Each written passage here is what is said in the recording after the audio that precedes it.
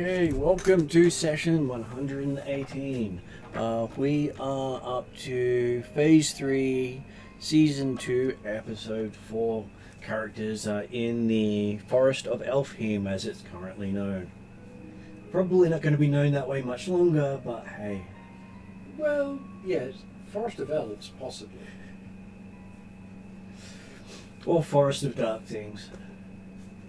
It may become the Dark Forest. Or the Black Forest, which would actually be valid. It would not be entirely surprising to find that some of the trees have gone black. Yeah. The ones that still live. But hey, it will still be a suits feature of the region. Because it suits the city. Mm-hmm. It becoming the Black Forest. Because it's now also shadowed being the Black Forest. So the new inhabitants are going to appreciate the name. That's if they end up living long enough to enjoy the fruits of their labour. Oh, there is that little tiny thing. Also considering they're not responsible for all the fruits of the labour either. No. Just how many packs are they willing to make to keep the land? The elves? The Shadow Elves. Yeah.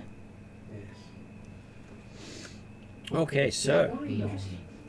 at the table today we have Paul. Who is Claw, the pretty boy, warlock, healer, diplomat, scourge of elven heroes, although don't tell anyone that. And one of the attempted heroes of the present God War. And also at the table we have Ariadna. Who is actually Calcrix. I don't know why you keep disrupting my whole be the character stuff. I'm joking, of course. I am playing the white dragon with the jazz wings and the black and blue scales, which she tells everyone to ignore because the complications of being technically a white dragon with black scales and blue scales is something she'd like to live in denial about right now. Absolutely nothing to do with Queen Darkness and nothing to do with the not quite forgotten now god of Bahamut, dragon god, sorry, who's a god of justice and law, knowledge, that's it. I remember two things. God of many things. She travels with her companion Eep, who's a tiny-sized plant creature of the Feydark, who we learnt in last session should not be around monotonous ticking sounds, because it drives her absolutely psychotic, and she can do quite a lot of damage when you're in that state. So tiny things need to be respected. Which then brings us to Online and Jeremy. Good evening all. I'm playing Dracnima, the Atruaghin tribesman who has grown to become chief of the Dragon clan and selected as the chief of the clan, chief of clans, and appointed by Atruaghin to become shaman of the clan. But then he had to actually find out some of that risky stuff because he wasn't originally. And is now working hard on gathering additional armies and allies in his role as General of Darrican armies. I was going to say, General of the First Army of Darrican. you guys have quite a lot of titles. Though Darrican Yeah, does, just look for them. I'm going to tell people at the moment. Darrican does have 7 armies, so you are one of 7 generals. Yeah. That's still a significant role. It is a very significant role. Well, considering how many generals existed in World War One, yeah, and World War Two, yes, 1 of 17 is pretty chunky. One of 7. But they don't have 17. Oh, So 7. that's 7. So he may be the lucky 7th appointed general. I don't know whether or not Draknima would view that as luck. Well, they did appoint him because it lessens the issues of the Atruaghin on the doorstep of where the battle's happening.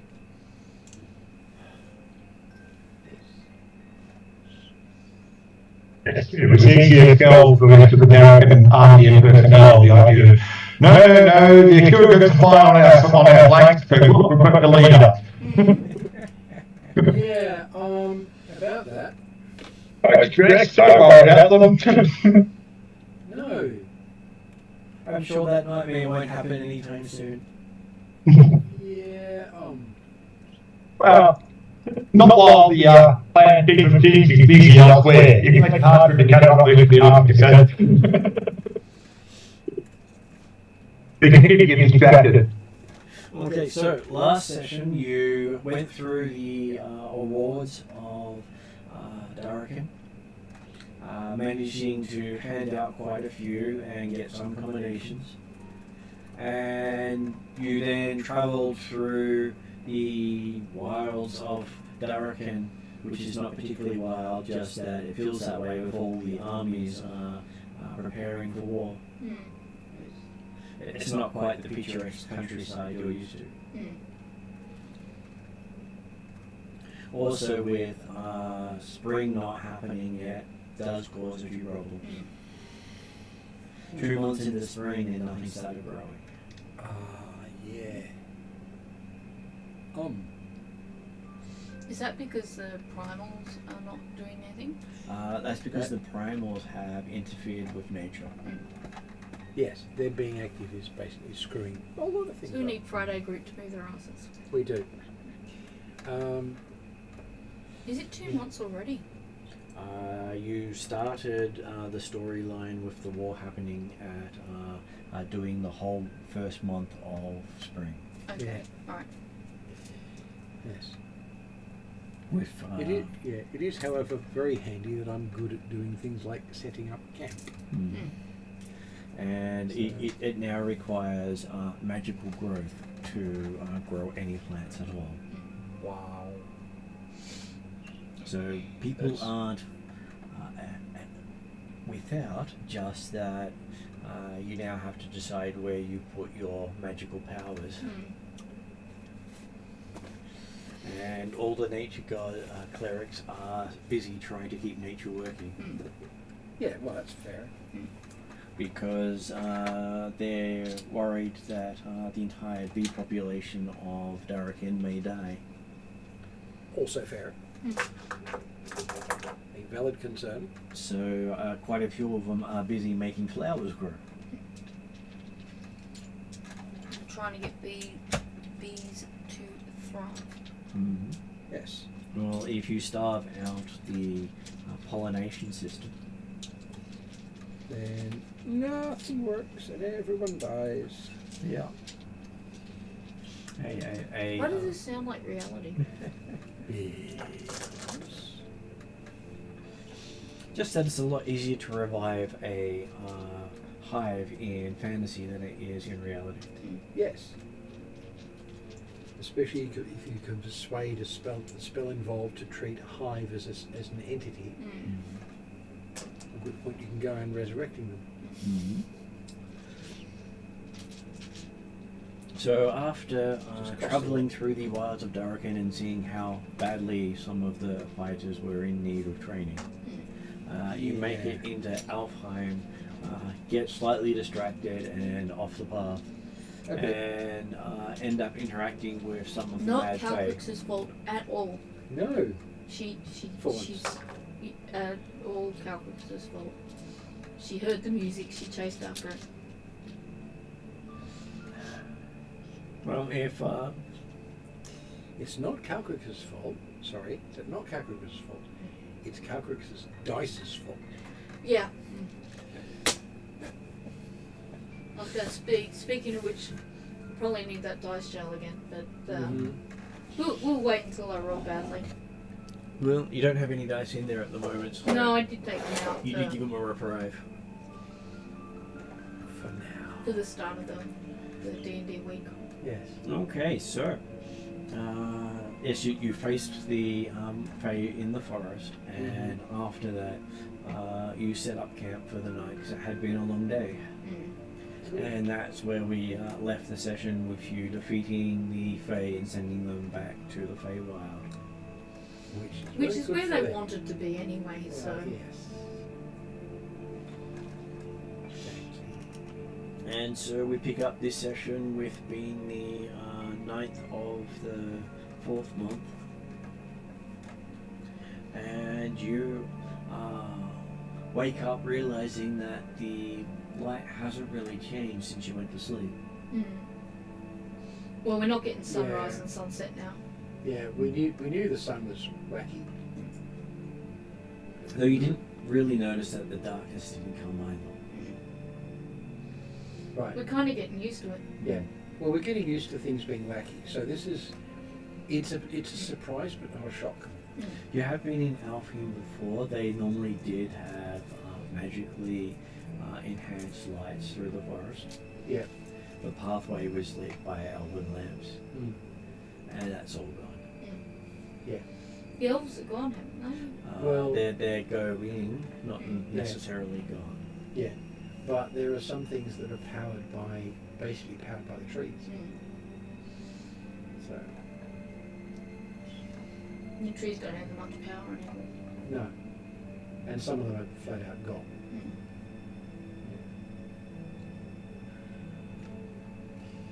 So, It's almost as good as a scorched earth policy when you think about it. yeah, and this is the thing, is everyone's trying to stop the scorch until we can get the primals subdued. Which is, going to be a bit of work.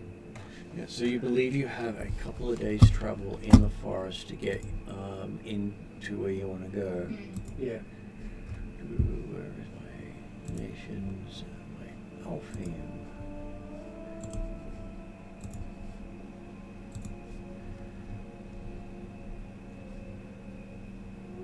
It's technically 2 days' travel at best. So we better hot foot it.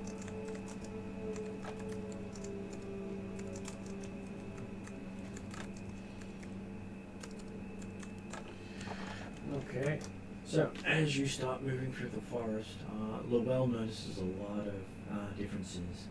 It's been a couple of years since you're actually taking this road. Yeah.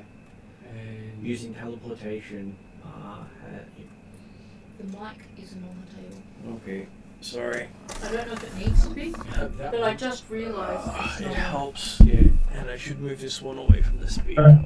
I was hearing you guys okay, so yeah. But presumably the system would have heard as well. yes. Yeah. But the mic he just moved was directly in front of the speaker you just spoke out of. Yeah, that's the one that picks up me. And, Yes. it's probably how in some episodes we have a very loud Jeremy. Yes. Because he's getting close to feedback. Okay, so what was I saying? Sorry. Lul's noticing a lot of changes. Yeah, you haven't really walked this path in many years because Alfheim has been accessible via teleportation for you. But Knights Riveting is closed at the moment. Yes. The roadway was well maintained last time you come down here, Yeah. and now there are trees standing in the middle of the road. Yes. Well, last time I came down this road, I was like 5th level. So yeah, it's been a while. That would be 6-7 years now. Mm-hmm. I was going to say, considering that Yeah. you're 12 and it's about a year per level. Yeah. Exactly. And it looks as if some of the trees have gotten up and walked into the road. Well, yes, that's perfectly normal. Not for here, not for this road. No, but all it needs is a passing treant to sort of decide to move things around, because treants can animate trees. So They're called tree whisperers. Well, that's the scary thought. The concept of a treant druid gets a bit interesting. They have rules for I that. don't want in the party. We will never get anything done. Why? Because they take a very long time just to say hello. I don't know. You've met my aide. He doesn't talk like that. Mm. And he's a tree. Mm. Okay, he's not a treant, but he's a tree. I meant specifically Ents, and if there Well, are any yes, like but that's true. Tolkien's Ents. Yeah. Yes. Well, trees grow slowly. Of course, they talk slowly. Well, Tolkien's Ents talk in the equivalent of 100-word vocabularies that describe everything that they talk about at each point. So if you say tree, he doesn't have one word for tree. He has No. like 50 words for tree. Oh yeah. Yes, it's like English speakers have, I think it's 2,500 different words available for being drunk. Mm. And Which seems to infer we spend an awful lot of time drinking. yes, because we only have lots of words for things we do a lot of. Okay, so yes, it does slow some of your travel down. It means the road is not smooth and fast moving. Mm-hmm. And it Yeah. does mean that the magic of the pathway is probably broken. Yeah, I will warn Getting people that about idea. that. Yeah. Well, I'll tell people what the magic of the pathway here should be, and the fact that it probably isn't working right now. Mm. It's what protects the travellers from the Fae. Yep. Yes. Not It's- that there's a lot of Fae to worry about. No, but we just had an encounter which could have been very bad, and that was a pretty minor one. Mm. I would stay on the path because even if the effect is broken, it may still, some of it may still linger. It's still useful. Mm. Plus, How good are we attacking what? plus, it's also quicker than walking through wilds. I'll do my best. Because a lot of this forest is not what most people expect of a forest. This is actual proper wild. It's not managed forest in any way. Mm. Or if it is, it's not managed the way you'd expect. I take it we'd notice a difference. Yeah. And the next thing you notice is all the way stations are gone. Mm. Good thing we have Destroyed or rations gone, and gone? camping people. There's no sign of them having existed. Fortunately, food is not really much of an issue. Mm. What was your statement? I was going to say, we've got rations and You do have camping rations. gear, so Yeah. people who are good at doing Mhm. setting up camps and things. Give me 10 minutes and I can turn a single meal into enough for all of us. Mm. I can, well, strictly the spell says food. So anything that could potentially be food matter, I can turn into useful food. Get me a handful of grass. And I can turn it into something you can eat. Cotton candy. It has food value. What is something you enjoy eating? Calgary says it does have food value. It has sugar in it. It's very valuable. Yes. Keeps her awake. She stays on the path. Some dragons eat gemstones, so does that... Yeah, that's a little Can you different. turn it into gemstones? Can you turn Ooh. It's food. Do the gemstones, are the gemstones something they must eat, or does it count as actual food? Counts as Because I- actual food. Yeah. I was trying. Calgrix is hungry Yeah. for sapphires right now. Yeah. A bit of As long as emerald. you eat them. She'll call the emerald her leafy greens. She will eat them. Mm. She'll Yes. definitely eat them. Admittedly, unless we use high quality materials, you're going to get basically a cheap emerald. She'd like to try that. Yeah. But I can turn grass and leaves into emeralds, no problem. This makes Of course. salad actually appealing. Tough salad. She's Gemstones. Tink. Yeah. emeralds, rubies. Yep. Uncut, of course. Yeah. Oh, no, that's fine. Yeah. And the thing is, it doesn't have a chance of doing anything nasty to the economy unless you do something wacky with it. Because create food and water, the food doesn't last all that long. So what happens when it turns back into grass after she's eaten it? Well, once you've eaten it, it's fine. It's food. You've been fed. Oh, So you've been fed stuff that you could eat normally. It's now part of you. It doesn't change back. It actually specifies any food that is unconsumed turns to basically unpleasant mush. which is why she wouldn't leave anything behind. She'd Of course eat not. everything on her plate like Yeah. a good dragon. Yes, of course. And sometimes including the plate. Yes, Oh, yeah. the thing is that gets really. If I give you the right plate, Mm. the thing is it gets really amusing when you're trying to show off to somebody. Mm. Sort of, oh, by the way, my friend needs a snack. Give me a couple of minutes. Pulls out like 4.5 pounds of gems Yeah. and just puts it in front of you, and you just eat them all. Yep. She'd happily do that. Rich diet, they call it. Yes, exactly. Nutrient-rich diet. A dragon-approved nutrient-rich diet. Okay, so yes, you believe you spend about a day's travel. Very hard This is to. it's There is nothing to tell the passing of time. Quite apart from the fact we're in a Fey, at least partially Fey realm, so time's a bit wacky anyway. Normally, it passes in such a way you can tell because they do have light and dark, and they do have seasons. Yeah, And but now you- it's just twilight. A sundial would do you no good. That's right. But There the thing is, in the Fey area, it probably wouldn't anyway. The thing is, you can tell number of days, but the length of the days may vary a bit. With this, we just don't have anything at all. Well, Calcrix is measuring the days by the house sore her feet get. Well, that's fair. They're very sore. It's been many days. And nothing's throwing shadows. Yeah. Well, no sun, no shadows. Yes. Unless we do. Normally, if there's a light they see by, there's still shadows. Yes. Even if it's only starlight. There's not even that. Wait. No. Okay. Yeah. And it might not be safe for us to carry lights because that makes us visible from a long way away.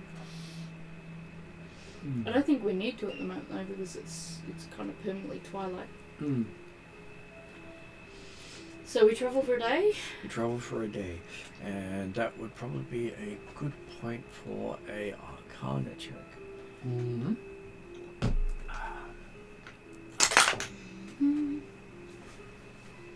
I don't have my sets, but I've got a 19 to start with. You rolled a 19, so that And would I think probably it's at be least a 8, plus 8, I think. Yeah. so 27.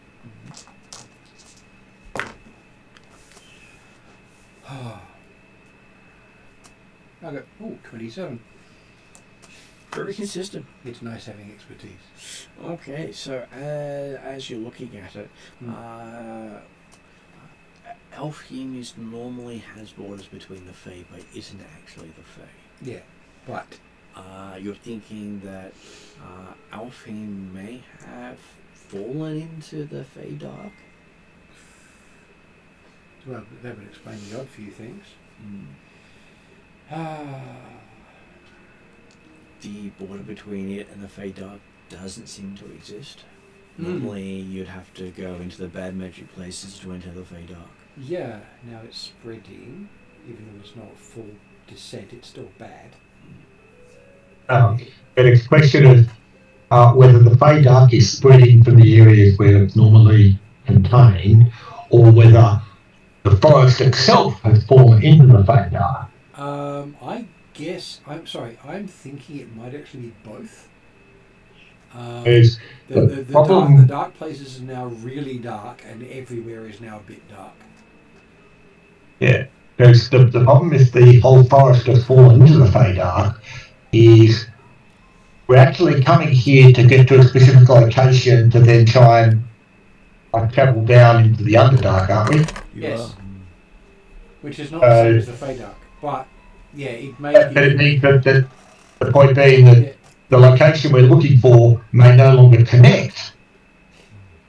If we've gone into the Fey Dark, it may no longer act as a conduit for the Underdark that we want. Depends how far it's descended into the Fey Dark.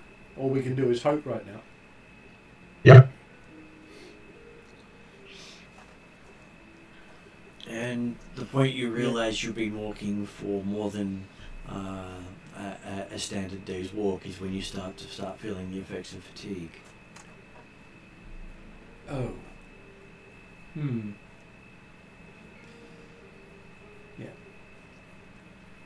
And So it's time to set up camp.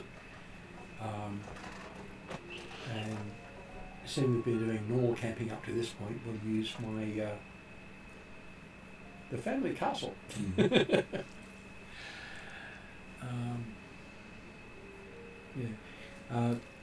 I don't know how much you've looked at my domain info for Not much, yeah. for the town. I'm presuming not very much because there's a lot there and it's a little fiddly. One of the things I get from having a castle at the level I've got it at, an encampment at the level I've got it at, which is the whole area, is I'm good at setting up camp, and once I've set up a camp, it counts as a rest area, so you can recover fatigue in it. As long as I'm the one setting the camp up. I don't know if Drachnimir can do the same thing. Jack Dinner's only got a grade 4 encampment, so he personally doesn't need a haven in order to recover fatigue and thing. No, but personally. He's not the grade 5 that means you can effectively create a haven to shelter a number of creatures equal to existence bonus. Yes, which is what I can do. Yeah. So so you don't take an hour to get up.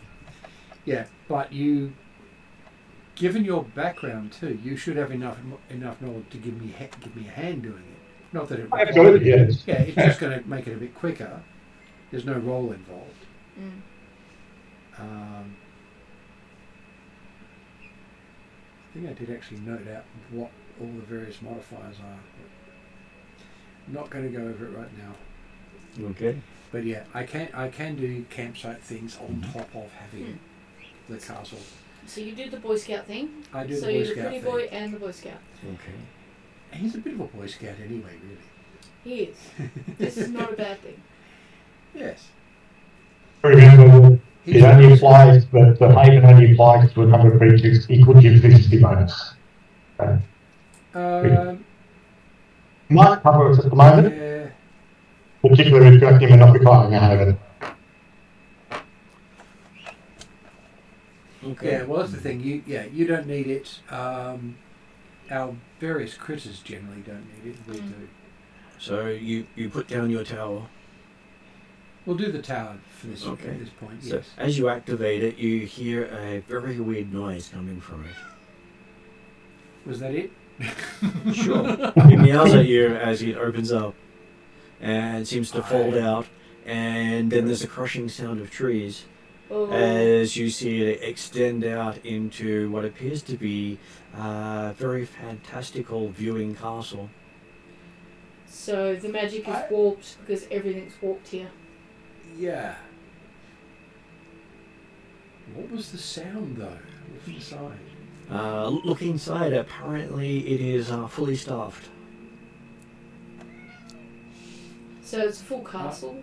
And it looks like it's fully staffed by Eeps. So dark, fey dark. Or just plants. Eep is like. Although given the effect that we're going on, I would say they're fey dark plants. Yeah. Yeah. What's up? Yes.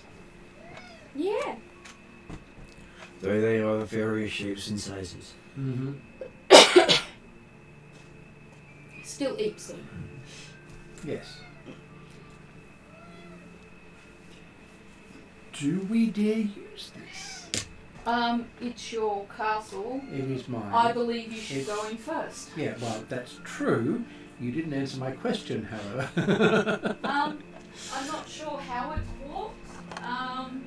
Don't make any monotonous ticking sounds. No. Yes. So I will step inside and I'll greet them properly and politely for Faye. What's up? Okay, give me a society roll with advantage, and you can give your inspiration a boost. Ooh. Meowing monotonously. Alright. And particularly, He said probably culture rather than society. well, I was about to Culture, say yes. it's culture, it's the same thing at this point. And given what I'm doing, I have both an expertise die and specialization. Mm-hmm. The specialization's extra is another expertise, isn't it? It upgrades the expertise. Yeah, it's another level. So that means you're at It's a D6. you're up to a D8 because of the Oh. boost. Yes. The advantages of boosts. And you can't go past D8 unless you've got specific class traits or class skills. Yeah, but basically be a rogue. Very basic. There's some others that allow specific roles, but Yeah. Well, fortunately, I got like 23 before I add my skill to it, so I think I got pretty high. I was going to say, that is pretty high. Okay. That goes to 37. Yes. Yeah, that's really That's high. ridiculous. Yes, you walk in and you dominate the place. They love me. well, Yes, they're at they will your staff. Yes, I will inform them that the people I'm with are to be treated as politely and effectively as they would treat me, and they are not to be targeted for tricks or unpleasantness. Or eating. That counts as unpleasantness. Unless someone says they like being eaten, which I will tell them not to.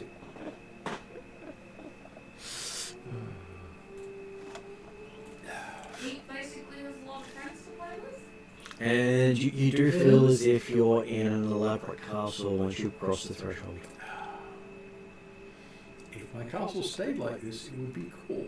However,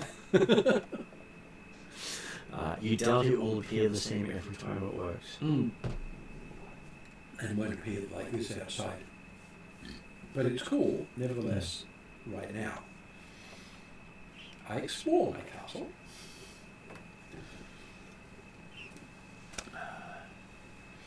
It has more rooms than you can count.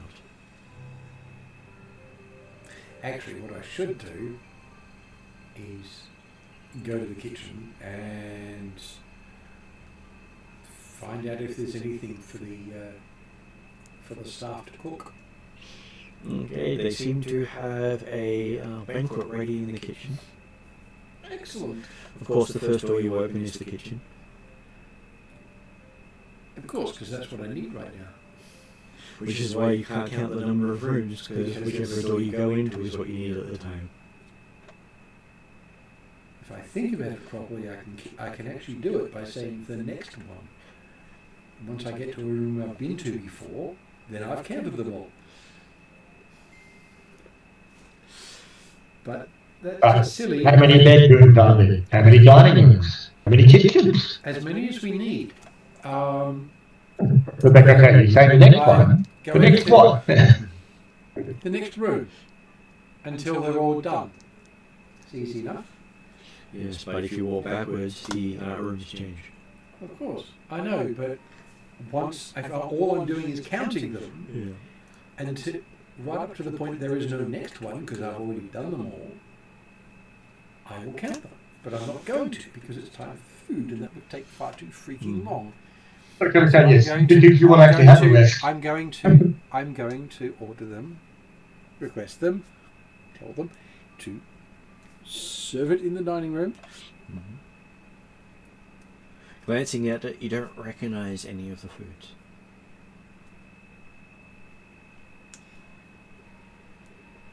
I'm not entirely surprised. What sort of stuff does it look like? Does it look like sort of, it's what I would expect to be probably elven style food, but all different origins, or something weird? It looks weird to you. It's something they're possibly familiar. Give me a nature roll. Mm-hmm.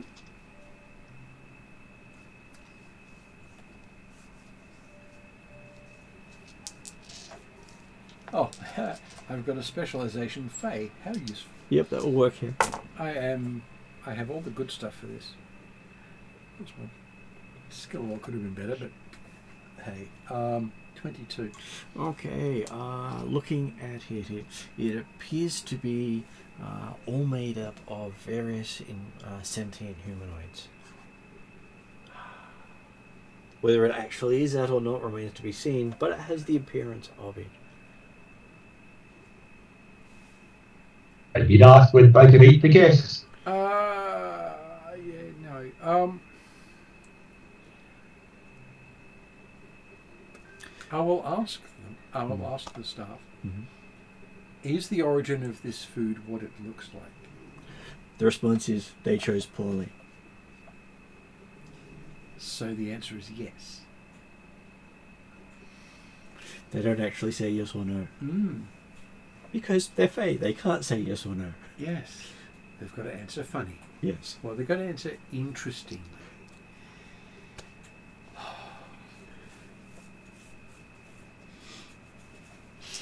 So you have a house full of eeps. And a banquet table laid out for people. And of people, apparently. So a banquet table. Laid out by the Dark Fae. Mm-hmm. Yes. Right. And the only thing I could really say right now, apart from possibly, look, I'll just make all the food, which would be, would be basically don't eat anything that looks like you're related to it. Oh, okay. What does the food look like? Give me a nature roll. 11 is the base roll. I believe you get That gets up to about 20. Let's see, what have we got for calculus? Sorry, I've only just bought the new ink printer. That should roughly have what you have. You Wasted have money on not proficient in it, a so non-branded one that promised it would work. I'll say you got a +6 to the roll, so it It's just a 17. it looks like various meats. You can't figure out what they are. Calcrix will look at Law and go, what about my gemstones? Well, this is the thing. They made this, not me. Okay. Now, Calcrix. I can turn some of this into gemstones. Give me 10 minutes. Cool. Once you say that, Calcrix remembers that eating Fae-made food has dangers. It does. What do I remember? Some people who eat it can never taste anything else. Okay. So everything else doesn't provide nutrition or flavouring. Right.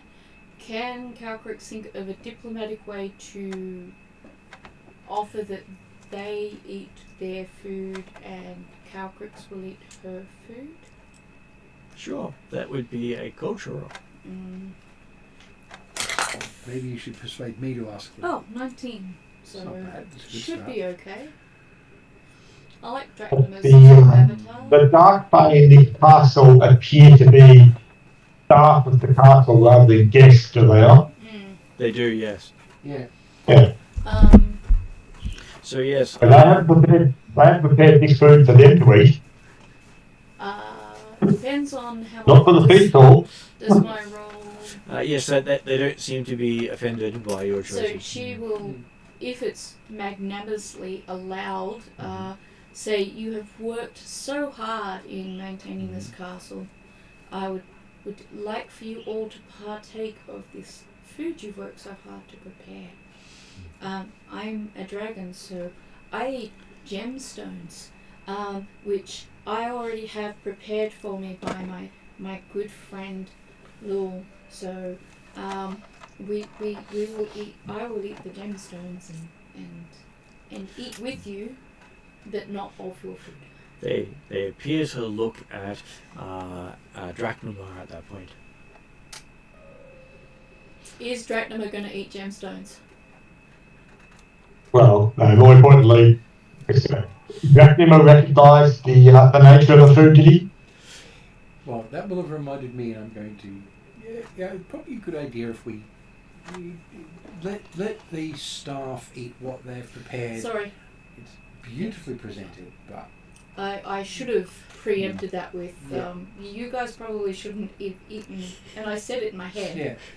I didn't say it aloud, that you guys shouldn't eat this stuff, so... But you suggesting that has reminded me, especially since I should have brought this out myself, because I'm the smartest person in the room, I'm being dumb right now. You were a bit gobsmacked by the changes. Yeah, and looking at the food and going, I recognise that that's all people. Even the fruit. As she's making that kind of, you guys work so hard, you should partake of your food, she'll also kind of be signing to Drachnima and Lul, not eating the food. For whatever reason, she's like, I don't want to eat it. So whether or not Drachnima gets that signal, I'm pretty sure he does. Well, okay, well, the idea whether or not Dracula recognised himself what it was and therefore was avoiding it, or picks up the others, but either way, you actually very rarely see Dracula eat. Yeah. Considering he's both immune to starvation, has some sort of stone embedded in his scales. Now that's fair. So you can get a faking it. He only eats for the sake of appearance, generally speaking. If you recognise this food or would warn off it, he's happy to say, very much, I've had my sufficient fill. Calcris doesn't always necessarily need to eat. She has endless cookies for which she can partake from, but she just likes to. So you kind of get a little sort of weird offset look from her, say, what kind of person doesn't like eating some food? So you go to reach into your cookie bag and you can't find any cookies. This is a problem. You're obviously not on the main plane right now. So we're on a Fey plane? Yeah. You're probably more in the Fey Dark than the Primal plane. Right, I see. Potentially, potentially you can't get it here anyway because you're in next dimensional space inside the castle. I've been able to get cookies in this castle before. Yeah. But it wasn't an extra dimensional space previously. Yeah. No, that's true. So I understand if I were to leave the castle, I could get my cookies back. Possibly. I'm tempted to go outside to check, but I gather we're supposed to be sleeping indoors for the night. Yeah, but you can walk outside, get a handful of cookies, and come back in. Could I? Could I, if I walk out that door and then try to come back in, would this place still be here? What do we know now? That things have shifted and things are going all skewed. Everything's wacky. Yeah. And I should... Under normal circumstances, you certainly could. Tonight might not be the best time to try it. Yeah. So she'll stay with the rest of the group for the moment. Yeah. But she's not sure we want to stay in the castle. She's kind of feeling like... Yeah. She'd rather take the risk of just camping on the ground where... Yeah. You know, because this is as lovely as it is. This is not a very predictable thing anymore, and won't be until the primals. And it's probably a lot more predictable than if we are outside actually in the Fey Dark. That's what I'm trying to figure out. I'm like, is it better to stay in the castle? When we get up the next morning, are we going to leave the castle to be in the same spot where we set up camp? Or are we going to find ourselves leaving the castle somewhere else? Either way, it's probably too late to change it now. Yeah. So it's probably better off just enjoy the comfort of the castle in the evening. Yes. And deal with it in the morning. How do we know it's an evening? We really need some way to tell time that's not a clicking, We are ticking feeling clock. tired. That counts. Yes. Yes, and we need to feed. So I'm going to get some of the food that we're carrying, and I'm going to turn it into food, including gemstones for yourself. In fact, considering I should only need to feed the two of us because he doesn't need to. He doesn't need to. No. I can. Well, considering we've been walking, I just missed my mount. But presumably you're also feeding Lani. Yeah. Yeah. Lani's not with you at this time. Wasn't with you when you came in. You do have Do we Druzzle know around. where Lani is? Still, Lani may have been sent ahead. Okay. yeah. Lani's not with us right now. Is Drazzle with us? Druzzle Druzzle is is. with you, yes. So yeah. So feed the three of us. That's not a problem. Drazzle probably anti-starvation too. He's probably got rings and things that help him. Yeah, but I'll offer to feed him, and if he accepts, I'll feed him. Mm-hmm. My worry though is not the feeding, and I don't inject to sleeping. Is how do we tell we've only gone to sleep for 8 odd hours, or like a long rest, or we've gone to sleep for 8 months and the war with the master is on, and we haven't done any of what we need. We can't tell. We have to make assumptions. Yeah. Because there's no way to tell without more powerful divinations than we can do. And even those would probably be a bit dodgy anyway. That doesn't mean that Calcrix doesn't want to Oh, bring it up as a no, it's entirely valid. concern. It's entirely valid concern, but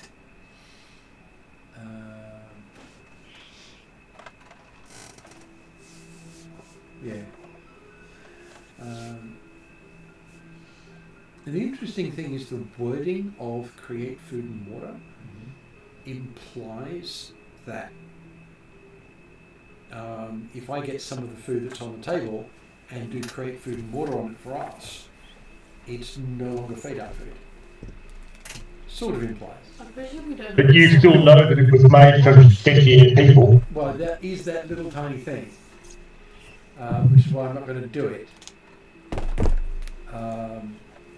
But yeah, it turns 1 serving of fresh food or water turns into 3 supply, which means I can turn water into food, because supply is what you determine whether you've actually been fed or not. Not because it doesn't turn into food and water, it turns it into what you consume to. Hopefully the Continue. magic works the way it's supposed to work though. As we can it should. see, everything's Yeah, a and little it's off kilter. yeah. Well, it's in Fadar, of course it is. Everything's going to be wacky, so it's sort of make this stuff and then taste test it. And it's pretty trivial to make more supply if I need to. But yeah, I can make Well, it if for my the 3 cookie of us. bag doesn't work, the question is does my flask of endless water work? That's not an extra dimensional space your bag is. Yeah. Although given what the flask is, that it may not work, but for a different reason. Okay, so you So- cast create food and water. Yes. Okay, you see instead of creating new food, the food splits into 2. Well, into 4 actually. Yeah.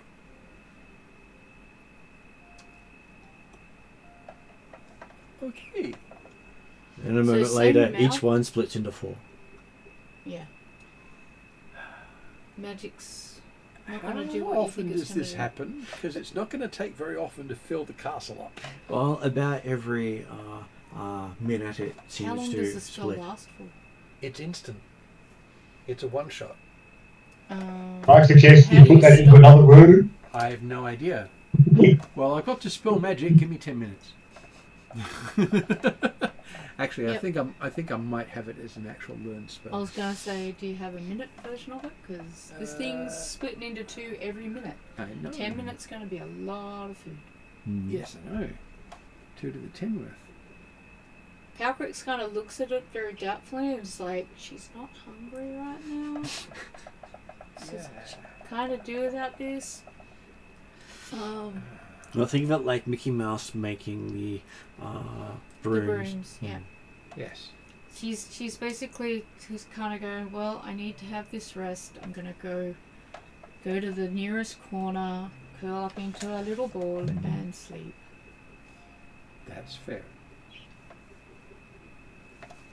She doesn't want to try and do anything here right now. It's too unpredictable. I'm going to do counter spell on my spell. Mm-hmm. Does that work? Okay. That stops the spell being cast as it's being cast. Oh, that's a good point. Dispel magic would It's- work on a Dispel magical magic is the effect. one I need. Mm. Yeah. But counterspell can't. After it noted a couple times in expansion, Dracnima will try Dispel Magic. Yep. Okay. Cool. I have to check the number of spells that I've actually got because I think I can have more. Dispel magic will be one of them. Okay. Yeah. That does that work though? So, both of you cast Dispel magic. Well, in my case, it takes a long time. He can do it So straight away. if Dracnima does it, he can do it straight away. Yeah. But I do it. I could do it straight away, but I want to actually see that. Hang on, it keeps going for a couple of minutes, so I do give it a couple of petitions before actually going through. But So, Jeremy, can you give me a caster check, please? 11 on the die. Go away. So that would make it tough to check. Now, Go. back to code spell level, isn't it? The code class level. So that would make it a 16. I believe it is your spell attack bonus. Oh, is it? Yes. Okay. Is plus 9, so it's 20. I got 20.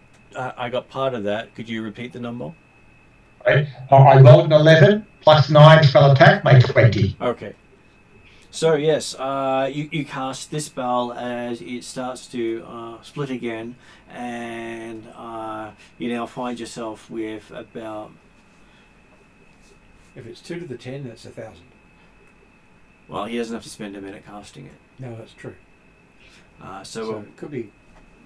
So it would then be 4 by 4, So 16 mils. 16 mils sitting there. Which we can really only usefully, given how long it lasts. Well, like 16 supply. 16 supply. Yeah, so we can only use like 2 of them each. Does Draskell eat it? He's more than happy to assist. Mm. Kakris is kind of suspicious of it.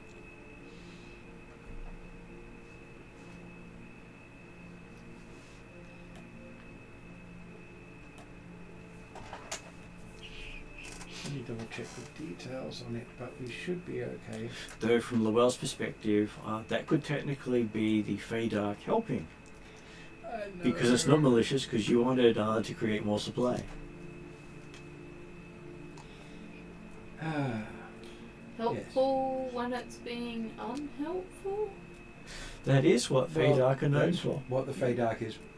But Not also real. the Fey Wild is a little bit like that too, but normally not to the point of killing. It's Feywild is more sort of interesting. Mm. Survival than of the mean. fittest, wildness. Yeah. Yes. Whereas Fey Dark is I'm going to fuck you up. Mhm. It's 1 serving of food or water into 3 supply. The food is nourishing but bland, and the water is clean. Up to 24 hours it spoils, and any water goes bad. Well, once it goes through the digestive system, it will spoil within less than 24 hours usually. Well, yeah, but this is it specifies uneaten. Mm. Digestive system includes eaten. Mm. So yeah, that's 2 things. So they're going bad differently. Mm. Yeah. So yes, Because the alternative is don't eat, and that's Mm. just a bad idea. you see some of the Fey Dark turning into blankets for Calcrix. That's interesting. Why just Calcrix? Well, Calcrix has gone to sleep. He's one that was David Flood. Yeah, fair enough. Yeah. She kind of saw all the food multiplying, went, I'm not sure I can trust this. Yeah. Which does make you Um, think that the food on the table may actually have been Fey Dark. Well, that's the thing. I'm fully expecting it was Fey Dark people who were in the wrong place at the wrong time and got turned into food. Or they chose poorly. Yes, Yes. they chose poorly, Very poorly. but it didn't say where they're from. So yes, it is entirely possible Mm. these are Fey Dark locals. So it's Fey Dark food made in the Feydark way Mm. as a Feydark trap out of Feydark people. Well, they use Well, that's the biggest resources Feydark they have. resource. Yes. Yes. Yeah, they're like, this is a resource, we'll make use of it. That's where the statement "food of friends too" is interesting. Right. This food was my friend, I guess. Yeah. Oh. This is why Calcrex is suspicious. A, it's multiplying, so she's like, if I eat it, will it multiply in my stomach and will I explode? And to her imagination, that's bad. Well, that's valid. And she's just like, I don't feel hungry right now, I might try in the morning. Yes. Yes. I used to really like Hero's Feast as a spell, but now it's too expensive to use. If How much when does it it permanently destroys a goblet, I believe. Dim-encrusted bowl. Yeah. 1000 GP. Yeah. And it consumes it as the spell is cast. Yeah, but doesn't it give you a lot of really good things? Oh, it does. Which you might use Yeah, before your But it used to be a high level thing that you just have it for breakfast every morning. But that's the thing, it's high, we're winding up to fight the big baddie, and we're never going to use this at any other time, except possibly to show off to a king. Yeah, and that's the whole point of Hero's Feast. Well, that, yeah. Or it's being cast for you by someone to say, "Here's a show of our wealth and power." Yeah. But it's, yeah, great feast, magnificent food and drink. It takes 1 hour to consume. It disappears at the end of the Always. time. It can count as a short rest, technically. Up to 12 creatures can partake. The amusing thing is, it says creature, it doesn't say person, which means you can feed your mounts. Yeah. They're heroes too. Yes, they are. Yeah. So, hi, I'm going to allow my dire elephant to partake in the... There's Right. donkeys, dogs, There's horses. also the element of it's no point being by the hero's feast if your horse runs away from if you are on top of it. Exactly. So you're cured of all diseases and poison, become immune to poison being frightened, and make all wisdom saving throws with advantage. Hit point maximum goes up by 2d10 points, and hit point maximum goes up by 2d10, and you gain the same number of hit points. So you get a boost. Yeah. So you think It's really And good it if lasts you're for about to 24 go and hours. do a big it's bad. yeah. Well, the thing is too is that's for a level wizard, or actually druid or cleric, and some types of bard. And at that sort of level, 1000 GP is a reasonable expense, not a lot of money. But still not something you have for breakfast every day. No. You have a history play. Yeah, I know. Yeah. I guess they were trying to limit cheese. Well, yeah, they got people were doing all the various cheesy things and like, wait, we're going to stop the cheese. Yeah, it was a staple for all our things. Yeah. And I appreciate the fact that they did not add a specific cost for fabricate, but it does say you've got to provide your own materials. You want to make something good, supply good materials. It will cost you. 5 cubic feet of wood for good furniture, it's not cheap. It's not particularly expensive. But yeah, It's balanced. it's balanced. Of course, That's it what also, you want to look for. yes, it does mean for a couple of things. I could go, I'm going to make an enormous, spectacular clock because I've got brass and gems and various other bits and pieces. Give me 10 minutes. Thorpe, I've got a clock to give the king. Just as long as it's not in the Feydark. Just as long as you're not in the Feydark, because that's what we eat people and or age them just by being in proximity. Right. I just want to get at the description of the spell, that idea of this, when an NPC decides to demonstrate their wealth by offering you a hero space, to make certain their name's not common as. Right. It's common as of the rare version of the final hero space, where instead of receiving any benefits, having a cut or food consumed, all participants other than you take 8d10 necrotic damage. So, yeah, that's not very pleasant. Well, it's called the final feast for a reason. Yes. So we do get the food. You all die of painful death. Yes. I get covered in fey blankets. Mm-hmm. And So what? I'm nice and warm. You are nice and warm. And what does everyone else do?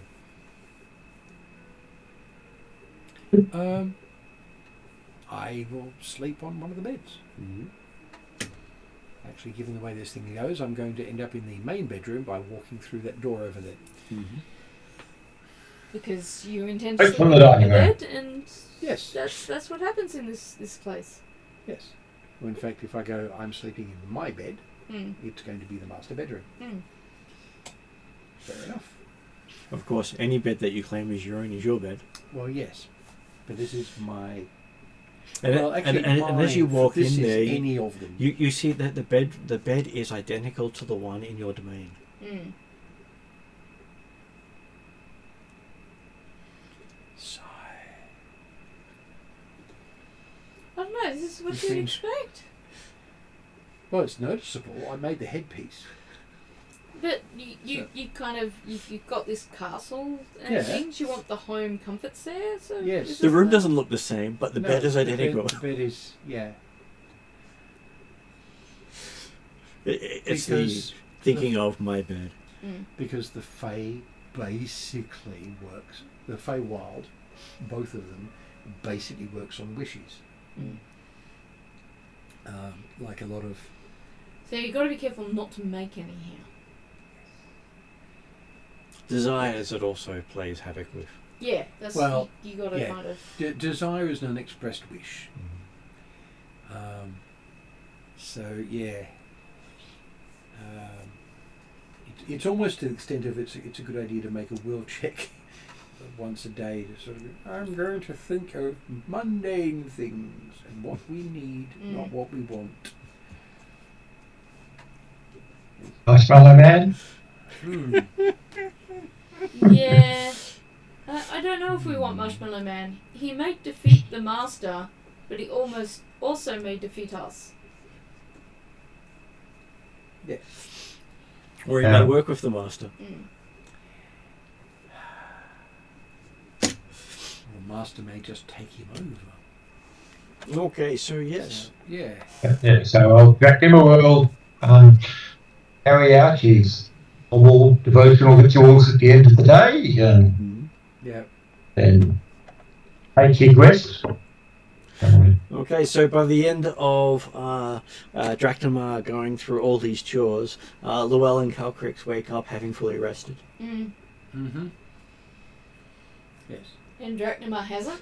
Drachnamar was just finishing off those end of day rituals. Ah, okay. So, which would normally take an hour and then only require 4 hours of rest thereafter. So Yes. But you get the Time equivalent does of a not long move rest. the same way here, so it seems like And it was also part of his process was, hey, it's kind of counting time. yes. There was. Okay, what sort of interesting dreams did Calcrix have? it has to be interesting rather than comforting. Comforting can be interesting. Well, she would probably dream of, how much she would have liked to have had her coffee and her normal rituals and things like that without fear of them being warped. And knowing that, she's missed her coffee and will not make coffee in this place because she has a magical coffee set and a magical tea set and she doesn't think that they're going to work, so she probably would have dreamed of those sorts of things. And bookies. And cookies. She does miss her cookies. On a more interesting level, I guess, she's probably got her mind on the task that she's got to do and trying to get the elves on side. But at the same time, while she's doing all this stuff for the master, she's concerned that she doesn't know what the progress for Tiamat and Bahamut is. So she may have been dreaming about Bahamut and finally discovering some information about him that will help her do her job with that. She may have dreamt about being in her library and doing the research that she's been doing during her downtime. Drinking coffee probably, and eating cookies. And probably at least one dream of playing chasies with Eve. And how about Lowell, who normally doesn't dream? He dreamed. This again. Because the Feywild and the Feydark can sometimes be referred to as the dreaming. Yes, they are. Which I is was one going of to the say, reasons. should I have kept that in mind?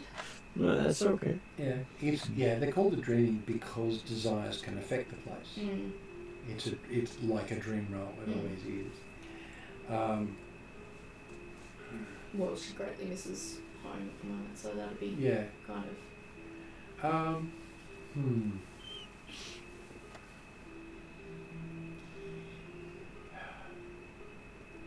He's going to dream of what he's aiming for whatever Alfheim becomes. So it's sort of hopeful, but there's always that edge of darkness of it because of the Feywild, and that will probably stay.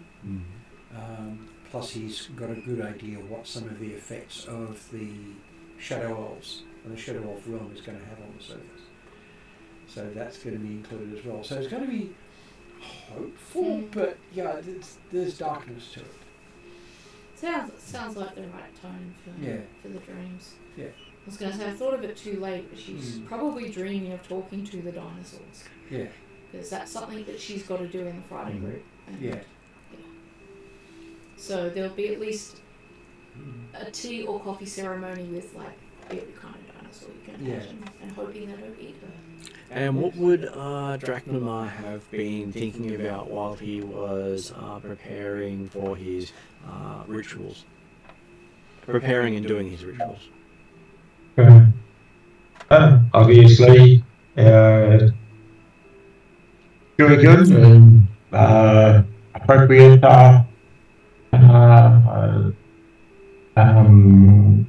we're looking for like recognition of ancestors, things like that. So that's the typical observances as part of his beliefs.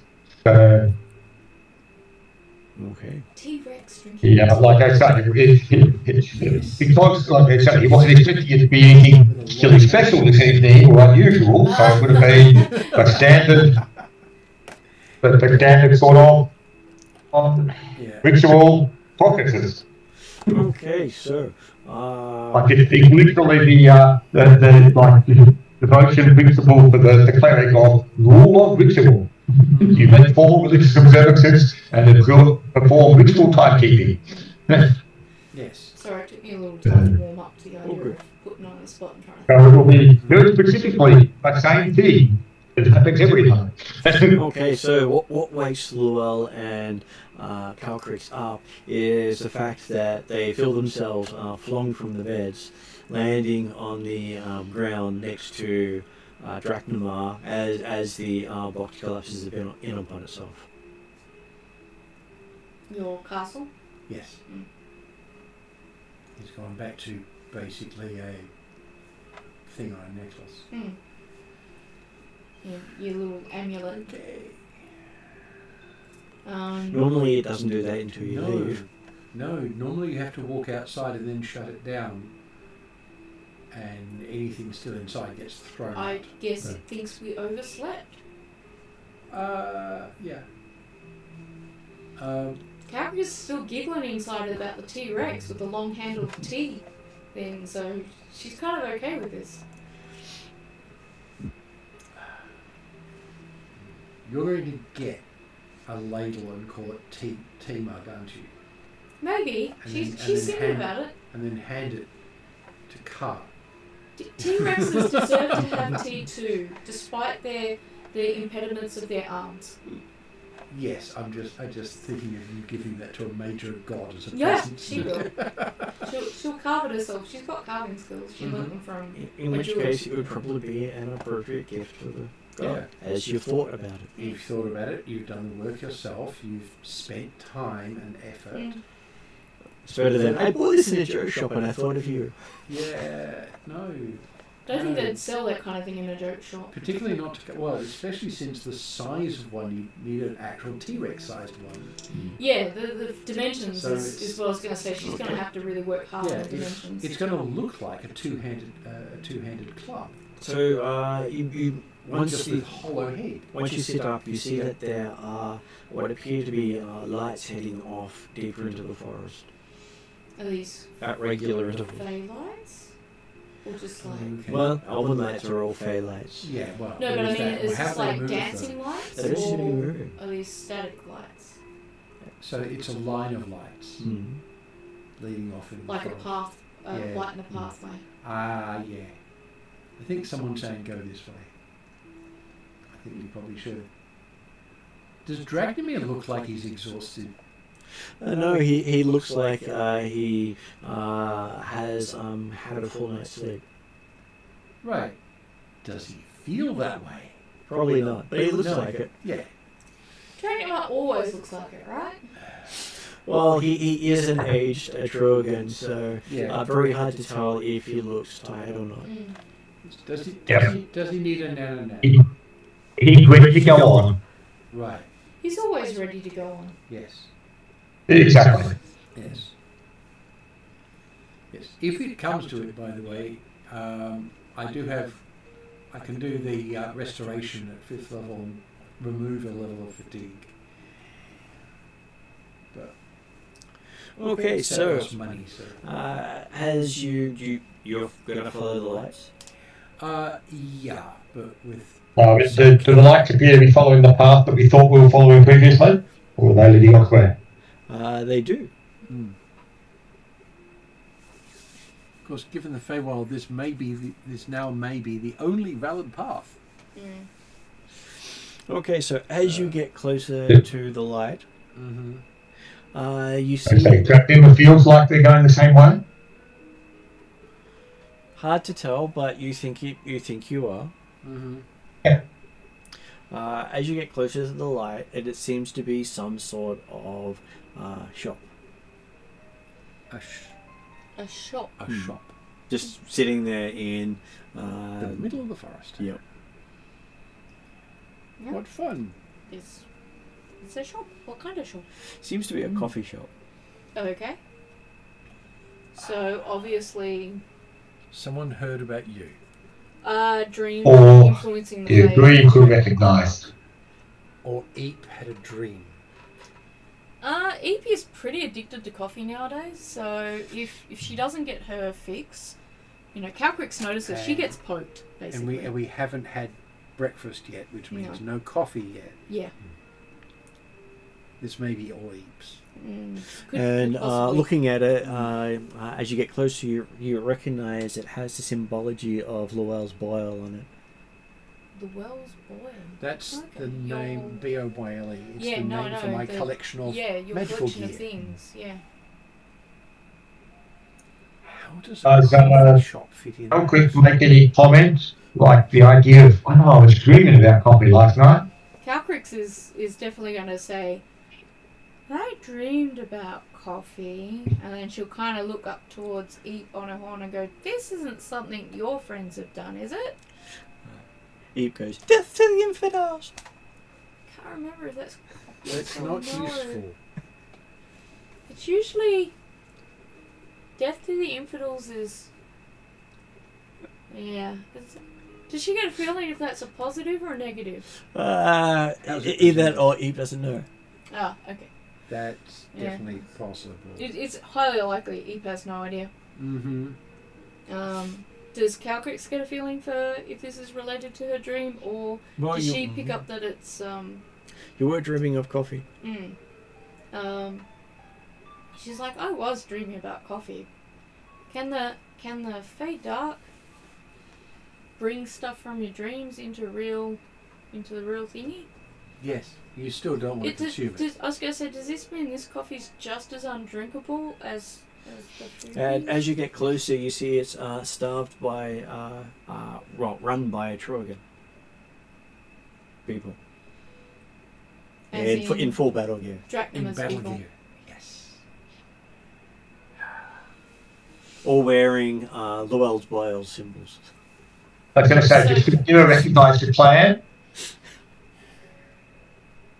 Well, they're Law's clan. Well, it's not my clan. It's my gear. Yes, your personal gear set. My personal gear set, my collection of magic items as a single set. Yeah. It's turned into Beauty and the Beast. So it's sort of the symbol of me. And your gear has now turned into animated things.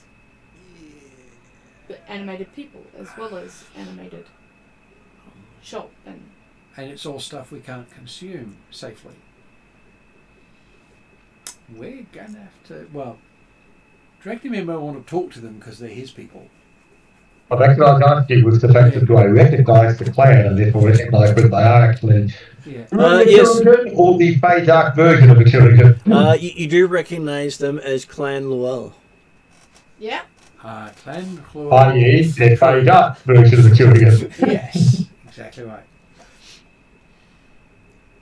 And you do get the aroma of coffee coming from the place. Yeah, I know. Calcrix is like... People suggesting that, we should continue on our way. We should. It does not appear to be the destination we're looking for. No, it's not. We are going... Eep. We have to go past... Actually, Eep could potentially safely consume this, being Fey Dark themselves. However... Do you suggest it? I would not... I'm not going to suggest it, and I would suggest no would actually be bad. Calcrix is confused. It's a coffee shop that looks like it's built around our peoples. Yes. Which means it's bait. Bait for... us. To do what? something to us. To, not for. Okay. It's an our group bait. It's set up for us to fall for it. As you get closer, you see that the coffee cups are actual books. So it's like being in a dream again. Yes, pretty much. It's very dreamy, this sort of thing. We're going to have to go past it. I don't get a feeling that there could be anything useful gained from interacting with this, I presume. It's as useful as you want it to be. It is the Fey Dark. We could ask them about where to go. Mm-hmm. Unfortunately, they're going to do as much as they can to mess up any information they give us. Mm. So that comes down to how well you ask the question. Yeah. I'm reasonably good at this. Well, look, I see it as, yes, we should probably not eat and drink from there, but it could be an opportunity to gain information or help. Yes. As far as Calcrix understands the Fey Dark, she's going to have to offer them something in return for their help. Yes. Because they like dealing in obligations. And so she's just trying to think what is it that she's able to offer them that they might like. So I guess she might have to do like a culture check or something like that to see what she's got in amongst her gear. Yeah. That she could trade.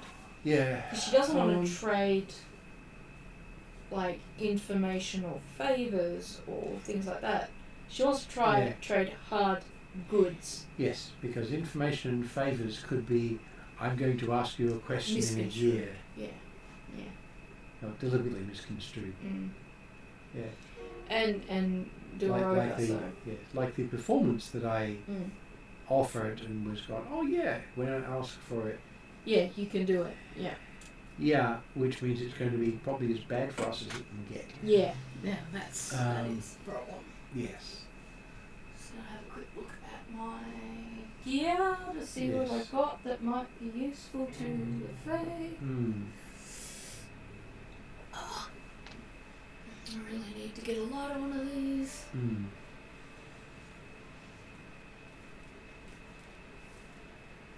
Put a shoulder strap on Oh, yeah, we'll organise ourselves eventually. it. And the NDIS nightmare, Yeah.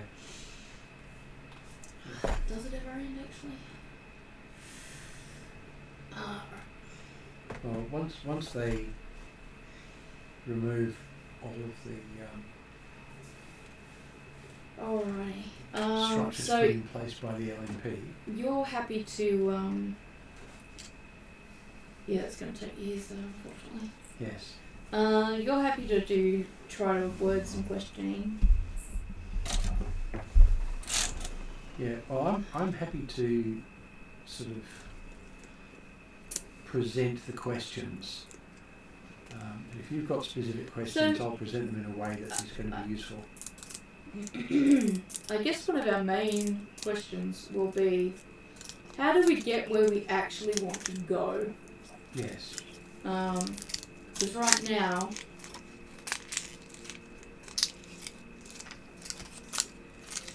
that is kind of one of our biggest problems, is we keep getting lured off the path. Do you need some help with that? No, you got that?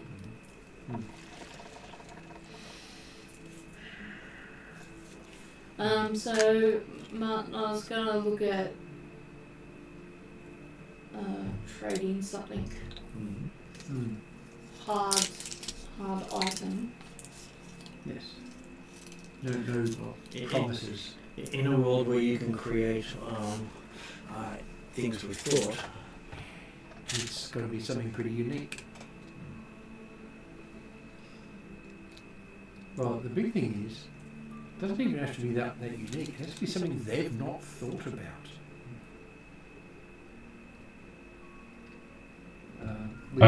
Let's just say, if they offer you a penny for your thoughts, they're probably undercharging. Oh, shush.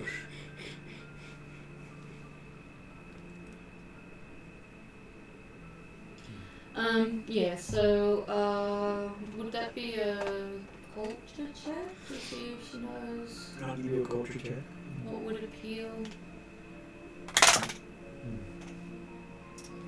So it was a +8, I think you said, for culture. Plus 8. And Sorry, plus 4 for culture for you. So I believe you're not proficient in it. that's not A piece of as art good as can be useful.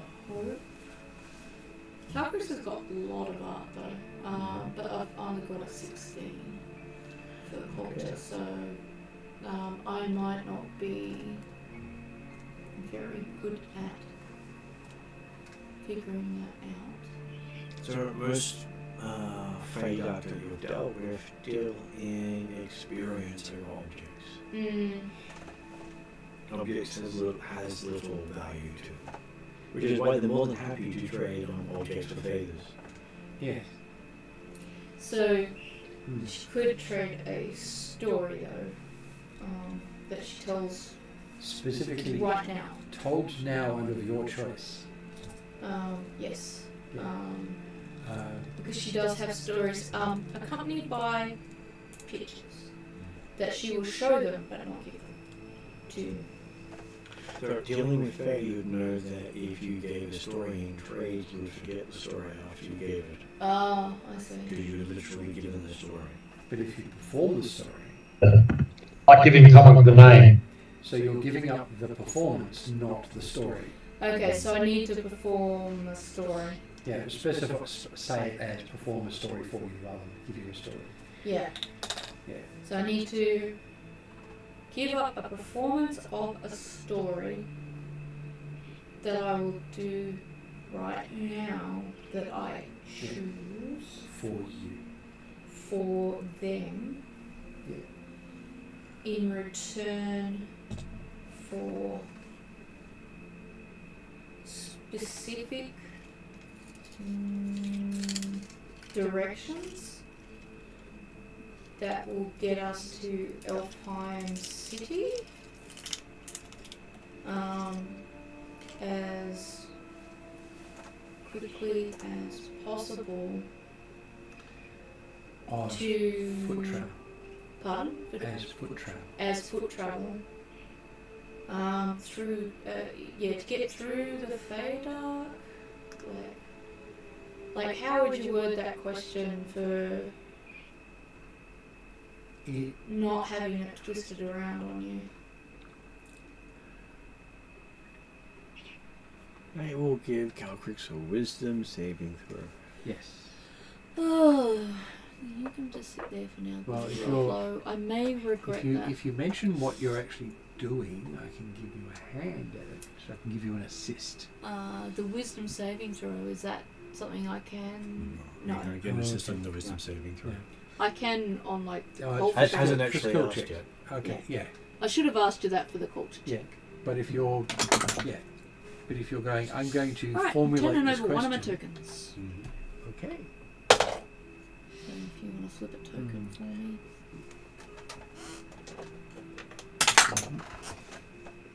That's better. So what's the plus for the wisdom? Plus 8.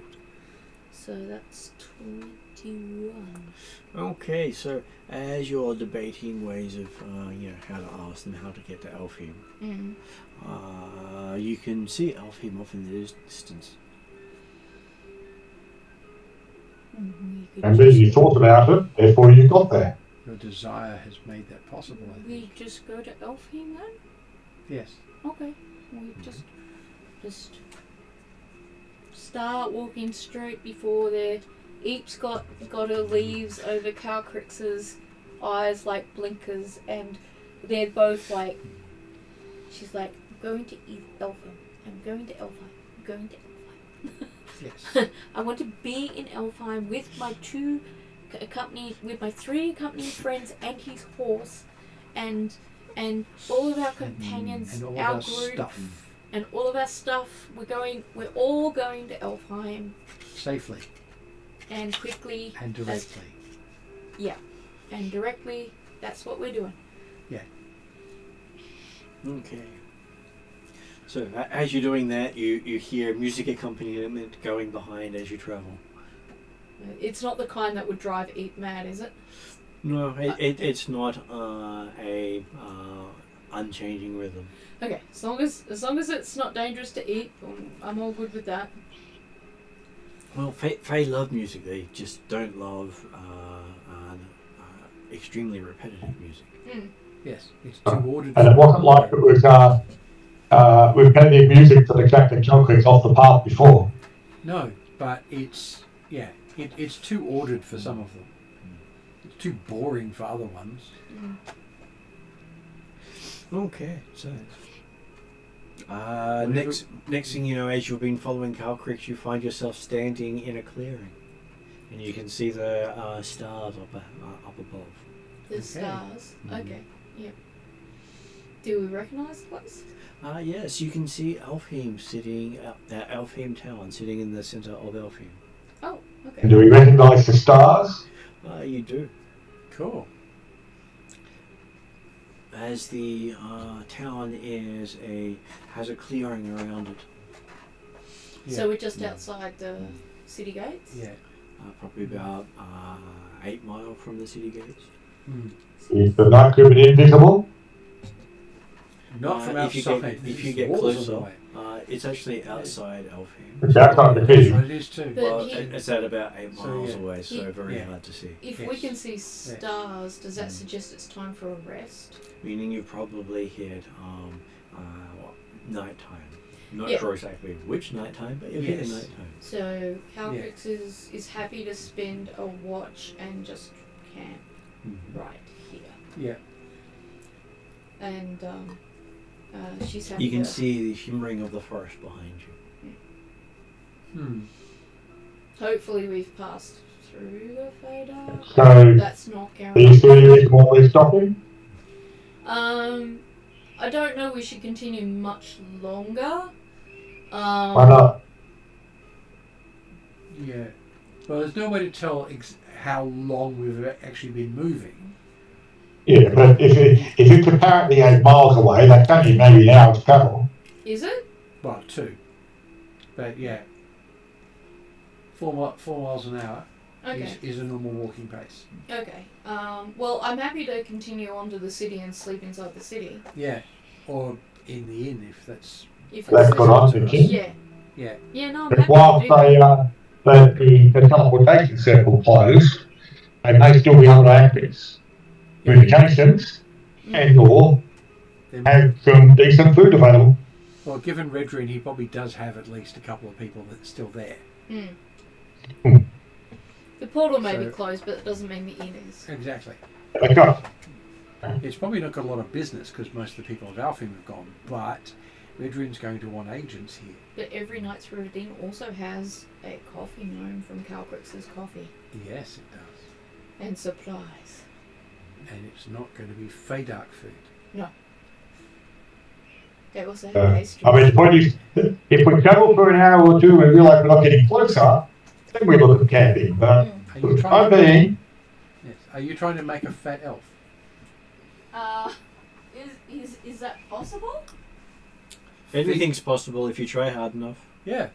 Feed Chloe enough pastries and you could probably make him a bit chubby. Calcrix can definitely do that for herself. Yes. She gets a lot of exercise though from eat. Yes. Well, most adventurers do get a lot of exercise. Okay, so it Means takes being- you which means that being a chubby adventurer actually takes effort. takes you about 3 Yes. hours to close the distance. Yeah, well, we're not walking on a good road, so yeah.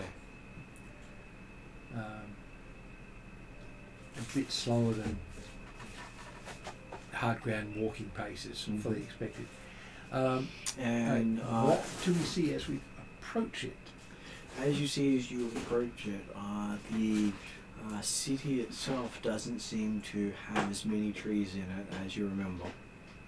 I'm not entirely surprised. And most of the upper city is gone. I wouldn't be surprised if some of them animated the trees they were living in and walked off with them. Well, all the nobility were living in the trees. Yes. So yeah, they've probably walked off with their trees as a good, safe way to travel. It's very hard to ambush somebody who's 50 feet up a tree. As the elven palace was also in the trees. It may also have gone for a walk. The concept of casting animate tree on one of the great trees is a bit scary, mind you. Well, who says that they're not already animated? Well, that's also true. So yes, that would be a very large and long ritual done by multiple people. And yeah, you've got a 1,000-ton tree walking around. Can't stop that movement. You believe that the tree of life grew out of one of those trees. So technically it wasn't touching the ground. Yeah, that's an interesting... Yeah, they may have taken it with them. Well, almost definitely have taken it with them. You don't think any of the elven trees were actually buried to grow? Yeah, But they would have had earth taken up. yeah, yes. It would have been grown in place in the tree itself. And it's also possible that the earth that they put it in came from one of the original elven kingdoms, if not the original elven kingdom. Yeah, and probably mixed with Feywild dirt as well. And probably a couple of other things. The tree keepers have that knowledge. Yeah. Well, considering the Feywild is basically the plane of the element of life, and the Feydark is a corruption of it. It's more rampant life, whereas Feydark is more life unchecked. Yeah. But Both of them are. yeah, but I was thinking Elements from the of point of view of elements. It's sort of the life element, and so things that you want to have life, earth or wood or whatever from the Feywild is worthwhile using. Of course, if you want to mess people up, wood from the Feydark is a good way to go. Is Feydark where life is unchecked? Also deal with an undead. Yes. Yes. Feywild is life and Feydark is cancer. Literally, life unchecked. Mm-hmm. Okay, so yes. Sorry, life unchecked is Fey Dark. Life unbounded is Fey Wild. That's the way to put it. Anyway. Good way. So yes, you have arrived at the Knight's River Inn. Looks a little worse for wear. Also not particularly surprised there's been attacks. Is there any... But it doesn't look occupied all the time. Yes. It does look to have some people working there, not many. Oh, wasn't expecting many. They do have guards at the door. And the guards are in full suit, showing wear. Mm-hmm. Yes. No, Presumably we will. combined breastplates. We will approach the door. Yep. Greet them. And greet them in the name of... Is Redrin the name that our boss uses? Yes, that's his name for. Yeah, I was just checking. So I'm going We are the RIB. So I'm going to greet them in... Yeah, well, I couldn't remember that. It had been years. I'm going to greet them in Redrin's name. Mm-hmm. They all salute, having knowing you by sight. Well, yes, but I'm going to give the name anyway, just to make sure, because changing your shape is a thing. It is, especially in this forest. Considering I'm wearing a hat that allows me to do so. I'm not going to, mind you. Well, certainly, but yeah. I'm not going to use it here, but yes, I can do that.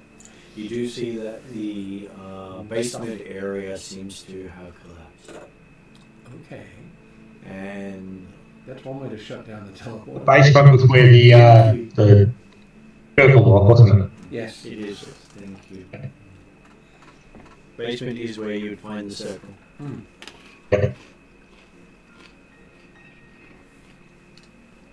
So making it collapsed or apparently collapsed is useful.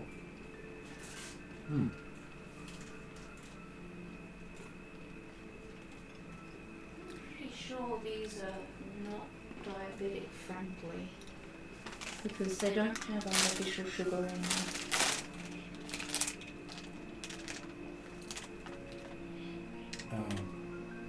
You're welcome to It's have hard one or to read. two, but I think that they're just normal lollies rather than They are.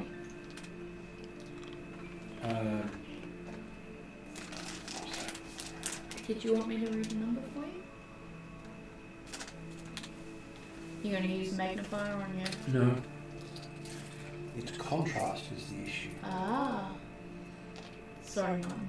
47% sugar. Okay, no. No. See? Sorry, I should have pointed out the other way. Yeah. Yes, the vast majority of sweets Yeah. are... Yeah, no. Martin gets a couple on game nights because he's fatigued, and that's generally the only nights he gets any sugar. Yeah.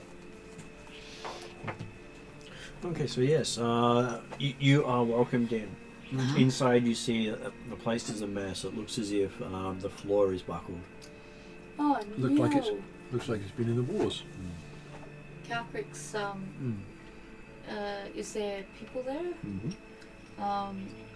Yeah, a few. But yeah. Yeah, there are two gnomes. One of them's arms in a sling. She'll ask what happened. And does that need medical attention? Yes.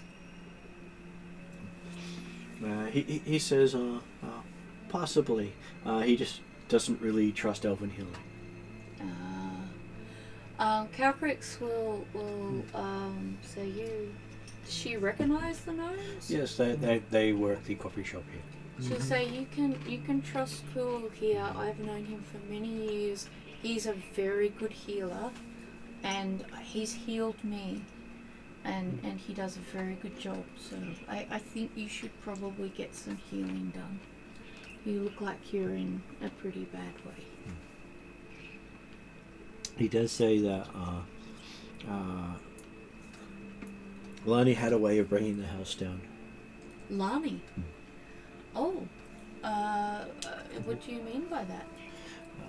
She came here, Big Boom. What did she get in? And if he was getting forward with the attack, so Did she just damage the place, or did someone attack? This was all Ernie. Did she say why? Because that doesn't sound like Lani. How do you know it was Lani? Spoke to her. Did she explain why? And she said Redrian had asked her to do something.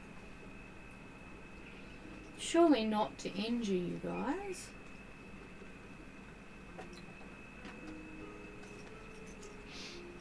Well, she said it shouldn't cause much. Shouldn't be noticeable. This looks pretty noticeable. Depends what she was doing. If this is a cover for what she was actually doing, What do you mean? as in, say, she was here to make sure the teleporter was actually physically blocked by having the place partly fall in. Yeah. That's what her job was. Yeah. But not to actually collapse the whole building. But then... How long ago was she here, and what date is it today? Yeah, injuring somebody is a side effect. Okay, so Hopefully accidental. But the thing is, if she was here to destroy stuff, the place would be on the ground, and there'd be all the people in it would be dead. Yeah, no, but... so she arrived on the 1st of the month. So it is, it was, at least when we started here, the 9th. So the 1st of the 4th? 1st of the 4th. And it is currently the 12th. Right. Yeah, because we'd spent a couple of days. And apparently this gnome is still injured after almost 2 weeks. Yes. Right. I'm going to guess that's probably influence for the Feywild healing here doesn't work well. Might not. Is there a way that we can determine if is it just the 2 gnomes that are here?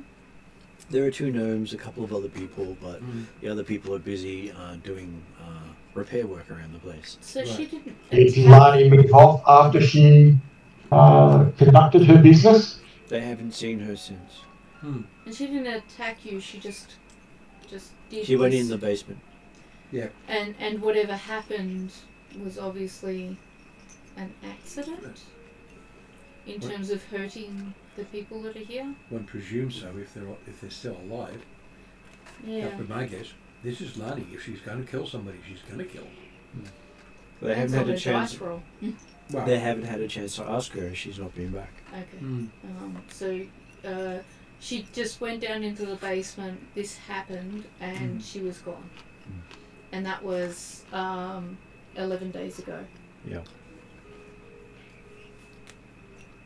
Admittedly, I could send her a sending and ask, but given there's a lot of Feydark influence here, I wouldn't trust the answer. No. It's equivalent of going, "Hey Lukey, can you answer for Lani?" Exactly. Also, hi, I'm here. Or even worse, "Hey, Anzat Teotl, can you answer for Lani?"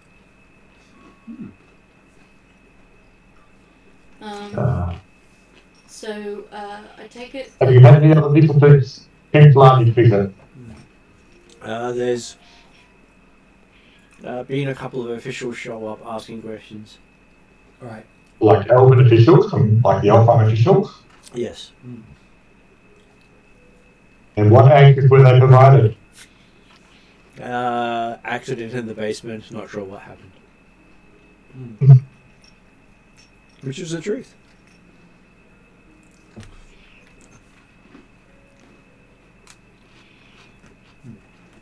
I definitely assume it was an accident. I don't know you guys, but I'm feeling like a good night's rest. You look like Possibly, is there any food available in the kitchen at the moment?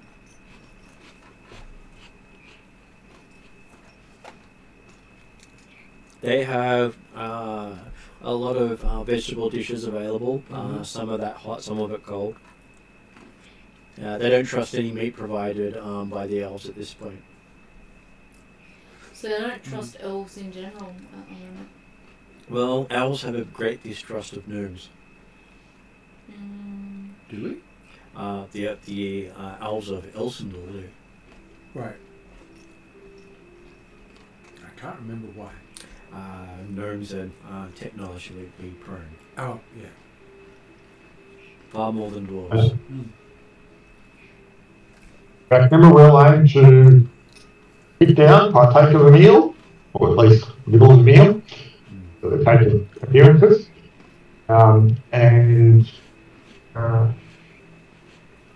As I say, unless there's a specific thing we discussed this evening, Yeah. if we're looking to up the appropriate observances and then go to sleep. You For a few hours. do find your usual room here seems to be rather bland than the decorations you're used to. Well, the place has been destroyed. We travel a lot of places. I'll vary. help with some of the repairs before I go to bed. Well, you're used to whatever you put in the room you can get from any other inn. And I'll do it the long way, brew some coffee for the gnomes, like proper, not using any magic. Just because they probably need it. Okay, I shall give Calcrix a perception roll. Okay. Works. This is where I use Luck of Chaos, right? Because that's not good. Get it right. No, Luck of Chaos rather than one of my fortunes. That's a lot better. So perception is 15 plus, I think it's 8 Plus 10 for you. 10, 25. Okay, looking at it, you realise the reason the gnome's arm isn't working is it's a mechanical arm. Oh, I see. Yeah. Right. And there's no way he would let an elf touch it. Oh, I see. Okay. Particularly considering not only am I an elf, I'm actually wearing, or carrying a symbol of Elsendal. Yeah. Okay. Well. So.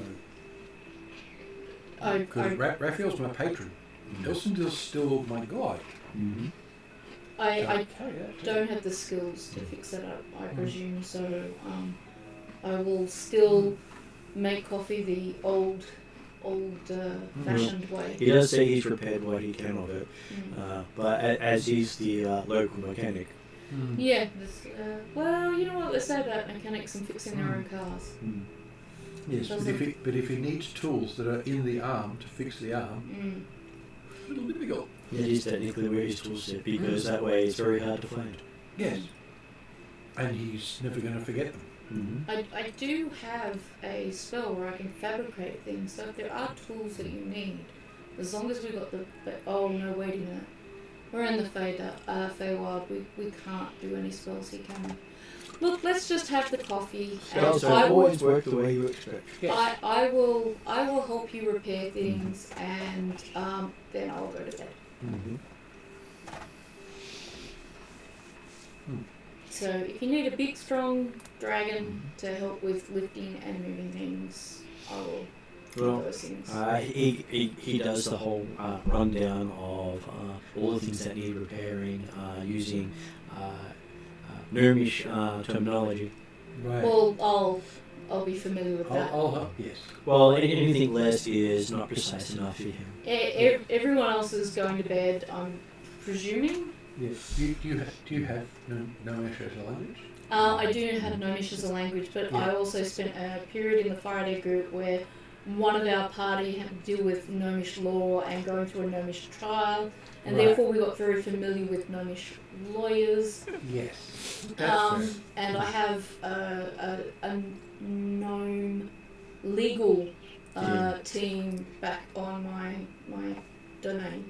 Plus you have coffee maker to ask questions on. Yeah. Yeah.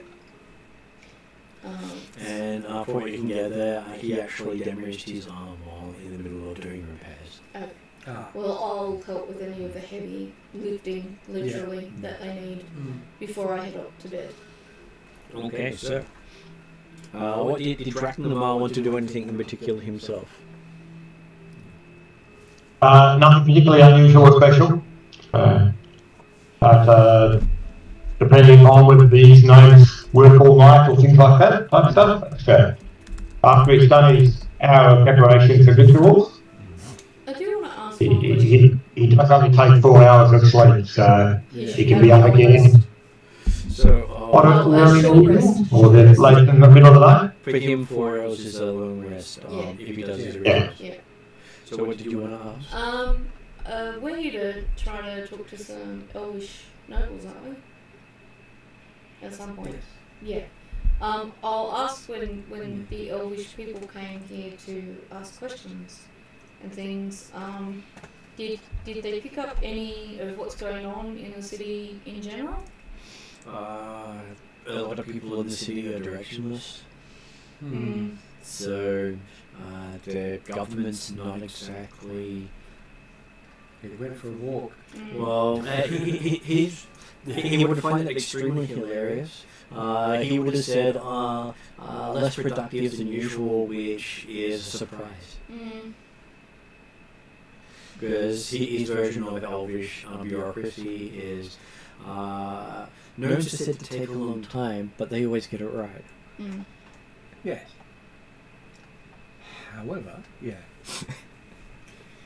That would be his way of forming it. Yes. Not saying anything about how elves do stuff. Of course not. But But no, the way it's stated is, this is a contrast, guys. no specific information Yes. about the civil war or the politics or any rumours. Well, they do say that what they get out of the visiting elves is keep your tiny little heads out of elf affairs. Fair enough. I just thought I'd ask in case they'd overheard something, because Yes. elves are likely to pretend gnomes aren't there and Well, discuss things. dwarves are more like that, but they generally get most of their gossip from dwarves. Mm. Right. There are a few dwarves in town. And yes, they do shoot their mouth off at every opportunity. Okay, I just thought it might be an opportunity to get some info to help us with these. He does give you directions to the dwarven forges inside the city. Okay. They're some of the few stone structures you'll find in Elfian Town. Yeah. So it could be worth dropping by there for some info. Definitely. Especially if you start off with you're talking to some gnomes, and you're sure to get some juicy stuff from them. Mm. I'll be certain to do that in the morning. And I'll let, when you guys wake up, I'll let you guys know that could be a stop off we do before we talk to the elvish people. Yeah. Because we're supposed to be convincing somebody or something.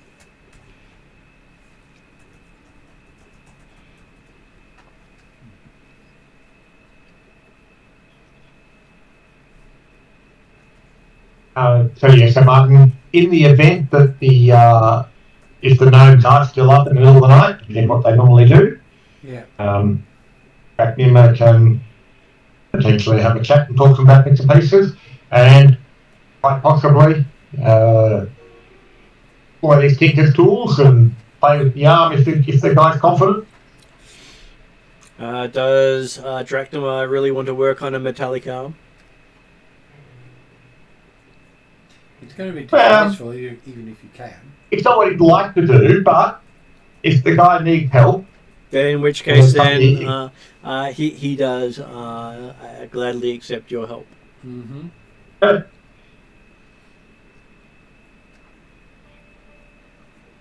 So how good is Drachnamar at working with his tool? so he's got tinker's tools, he's also got thieves' tools, obviously, to go through bits and pieces. And so, like, actually, he's proficient. Probably a deck check, is it, with tools or like that kind of stuff? I'll go with a dex check for this. Okay, I'll just The cutting wood is definitely just normal bead tools. It's not tools required at the time, is it? So, yeah, go with the standard dex check. 1728. Okay, so he is quite surprised at how good you are at repairing his technology. Says you have a gift for working with metal. This is ironic. Oh, I've been told. Witnesses any of that, she is going to laugh. That's going to be a bit of a chuckle, yeah. I'm presuming it's to do with the type of dragon he is. He's got some affinity for metal just because of what he is. Though once you've gotten his arm working again, he wraps it up in a bandage. Mm-hmm. Is that to hide it from in general? Pretty much. Yeah. Would he like any magical healing at the same time? He doesn't seem to have any wounds. I would expect you would on that Florence, like the fact that 12 days later he could have all naturally healed. So. Yeah. But he does wrap it up, so it is not obviously mechanical. Mm. Yep. It's not going off his side of the web. Mm-hmm. Yes. Mm. He does say he lost it in an experiment when he was young. Mm-hmm. He won't be the only gnome. Apparently you replaced it effectively. Yes. I need to rephrase that. He is not a gnome. Well, that sort of thing is well known. Not unknown. Exactly. Alright, I'm done with the gnome puns. It's a bit short joke. Yes. No, you made that, and that, my friend, is discrimination. So don't do that. Profiling. Perfectly valid stereotypes. Right. Well, he's definitely short for a stormtrooper. Mm. So yes. You do notice he doesn't seem to need to sleep much either. Right. And he has a fresh meal ready for people when they wake up. Excellent. Has the inn smells of fresh stew. Mm. Vegetable stew, but fresh stew. Also excellent. It's still good. Mm-hmm. Unlike perception she gives, Caprix doesn't just live off sugar. It just looks like it, yes. Because you make sure that all your food is covered entirely by sugar. Yeah, a little bit, right? Well, you sort of get the sugar and the salt mixed up and just set everything with sugar. No, she's not quite that bad. Don't get me wrong, she eats a lot of sugar, but she does eat other things. There's nothing wrong with having cereal with your sugar. Just a few flakes here and there. That's right. Come on, do it. Yes, I've met breakfast food like that. So, morning is nice and bright. One of the first bright mornings you've had in a long time. Excellent. It actually marks it's rather different from The outside. Feywild. Yes. Mm. And with morning, Llewell notices he can faintly see the trees above Alfheim Town. Mm. Which I couldn't before. Couldn't see it in darkness. Right. Which So makes you think that they possibly have many roots in the Feywild. Well, it would be entirely shocking if they didn't. But they had none in the Feydark. Yeah. Mm. Yes. Which does imply that where we are now might be less Feydark than otherwise. Yeah. Well, the fact that it's lighter here Yeah. and we could actually see the stars. yeah. The stars Which is were a the bit first new. big clue. Yeah. And he said you can see the stars. Yeah. I'm like, we're out of the Fey Dark. And we could recognise them. So yeah. So yes, we are presently out, which means we could probably actually trust spells at the moment. You're going somewhere awfully specific. Yeah, oh, it's just Dates. yeah, dates, and you hear everyone getting ready for festival of Matter, as they call it. Spring's zenith is approaching. Oh, I could. I think it might be worthwhile. Spring equinox, I mean, Yeah. because that's on the 15th of the month. Yeah. I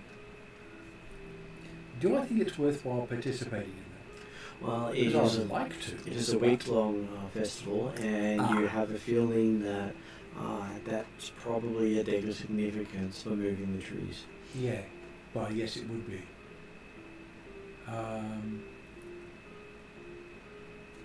Is it still worthwhile me attending it though? You could. Is it worthwhile me attending it? Everything is worthwhile. It's just where you want to spend your time. Yeah. Do we have well, the time? I don't Because think we've got we to do. get the elf. Yeah, I was thinking even half a day if it were worthwhile me doing it. However, You are expecting I don't that think we do. if they do continue with what they're doing here, they'll probably move the entire tree system into the Feywild. yeah, and we don't want to be here while they do that because we've got a job.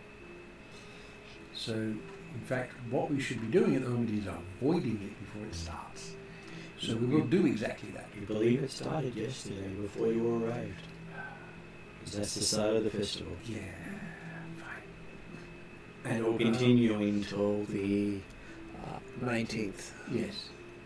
The day of the three-quarter moon will be when it Yes. would... I think though if we stay outside the city we should be okay. Oh, But we want to get we have away from the city. aren't we looking for effectively a checkpoint in the city? You don't think the entire city's going to go just the trees? No. Yeah, which means actually if we're inside one of the dwarven buildings, And we know where a forge is. and that's where we want to be because that's at least one of those is likely to have the access we need. Because we need to access the Underdark, is that right? Yeah, yeah, So we know where and, the forge is. and particularly through a dwarven access. Yeah. But But we need to get our elf We just allies said- first. yeah, and Step one. yeah. What do we need the elf for? So step one. Oh, elf that's renderings. part of convince the elf to join the fight again. Is that what you mean? Yeah, Yes. we need to gather, support, go. I got some Yeah, speech, happy with that. That guy. I got some speech making to do. Yeah. Elven allies. If we come across any elven Are allies they- along the way. Are they likely to be listening at this time of the year?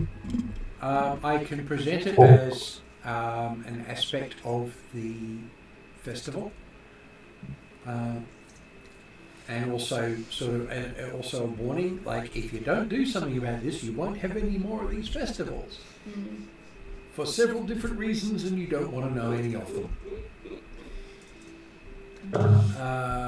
You need to stop Yeah. being in a civil war and take care of the master Basically. first. Yeah, the master is fine. They've all got left the masters, the army for that. That's the whole point of us getting him back into the Coming war, back.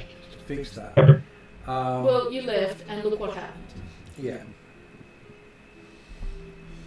Yes. So. Well, the youngest elven recruit has more training than the eldest Darkonian human fighter. With no matter how many years' experience they have, the Yeah. elven recruit has had more training. Although Might not have seen Not more necessarily battle. more experience of war, but more training. Well, yeah, that's what he's saying. Yeah, it is also possible the humans has been more directed and more concentrated, but still, you spend 40 years doing something, you're going to be better off than someone who's been doing it for 10 extremely well, unless you suck. So, yes, Puss. Okay, so yes, you do see through the light that the wards you normally saw around the town. Oh God, Yeah. Mm. Oh, you're expecting that. well, yeah. Mm. I'd be surprised if they were still there because they're based on the trees. And they do have a visible force around the city. Yeah. With encampments and actual physical defences, all pointing towards the forest. Yeah. Be weird if it was anywhere else. Yeah. Yeah. So presumably they didn't used to be there, but only now the Fey Dark It's becomes because the whole point so is close. the whole point is the magical shielding is gone. Therefore, they've got to replace it with people. Exactly. Yeah. So that was the whole point of what Martin was saying. So we do need to go to the city. We can't get involved in the festival. We don't want to be here when it finishes. But we still need to find people that are willing to listen. Leadership, and I actually, get to do some speech making. people with power, or That the as capacity to direct army Yes, that as well. resources. And this is where me being a noble is extremely useful. I think if I was reading it right, the gnomes did suggest we stop into the dwarven forges first Yeah. and get some gossip from them about what's going on in the elven noble ranks. Because none of the elves are going to be willing to talk to. And that might even give us. there might be an opening in that information to get into the elves. Yes. So Yeah. I'd be making an early start towards the dwarven forges. Yes. So that would be our first stop. As how- early as we think they'll be awake to receive us. Yes.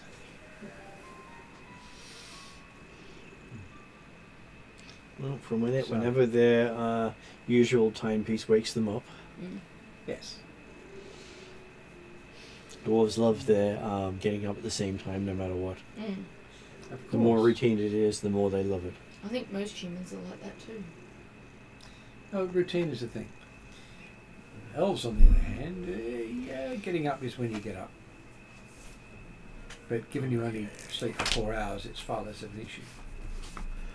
Yeah, that makes your day more meditate for 4 achievable. hours. Yes.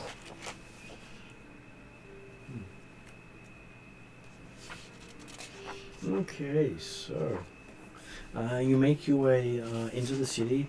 Most people don't even pay attention to you as you go through, which is a little surprising.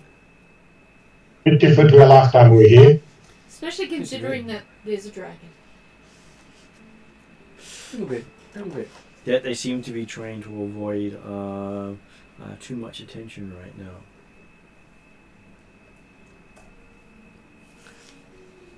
Yes, well, that's fair.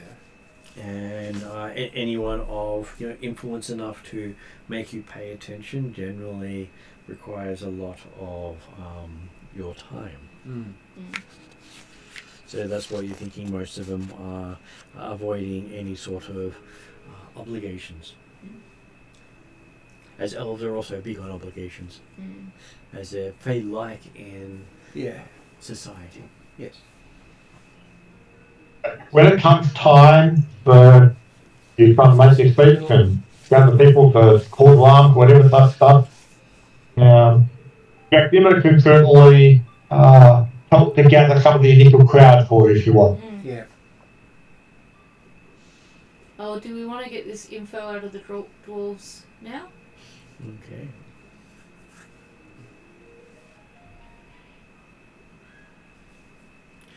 And as you enter the dwarven region, it is not too hard to find the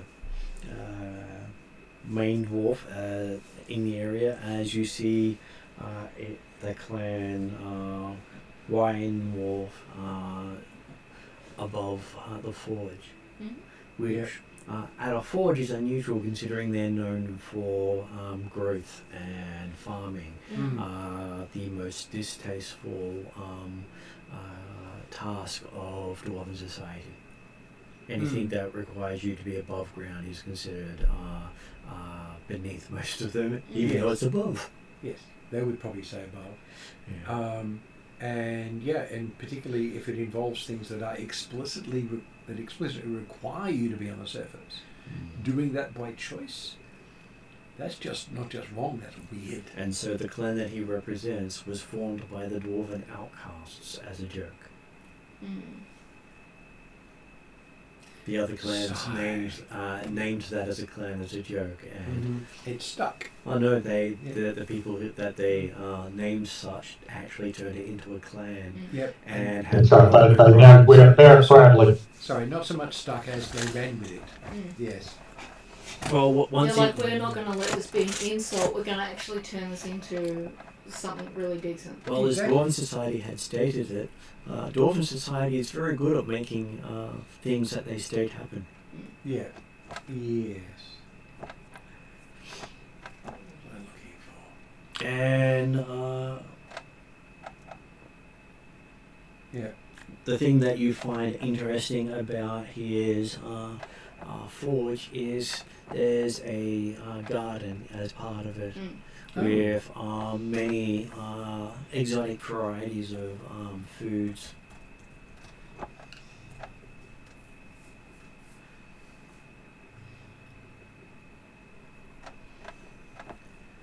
And plants.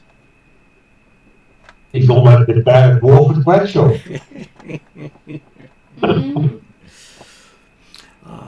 Though from Llewellyn's knowledge of the world, most of the food and plants he has here can also be used in coloration. Ooh, that's a nice thought. Sorry, what was that last? Most of the food For and plants colours. he has here can also be turned into colours. Yeah. Which also means you can make food that'll turn your tongue funny colours. That's a lot of fun. It is. Mm. It is. Which from the perspective of the elves is probably seen as more palatable to have here than just a forge.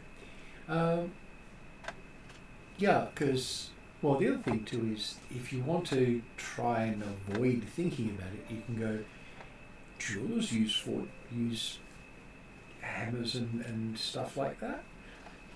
Right? In fact, he's hitting it with a 5-pound bloody beat hammer.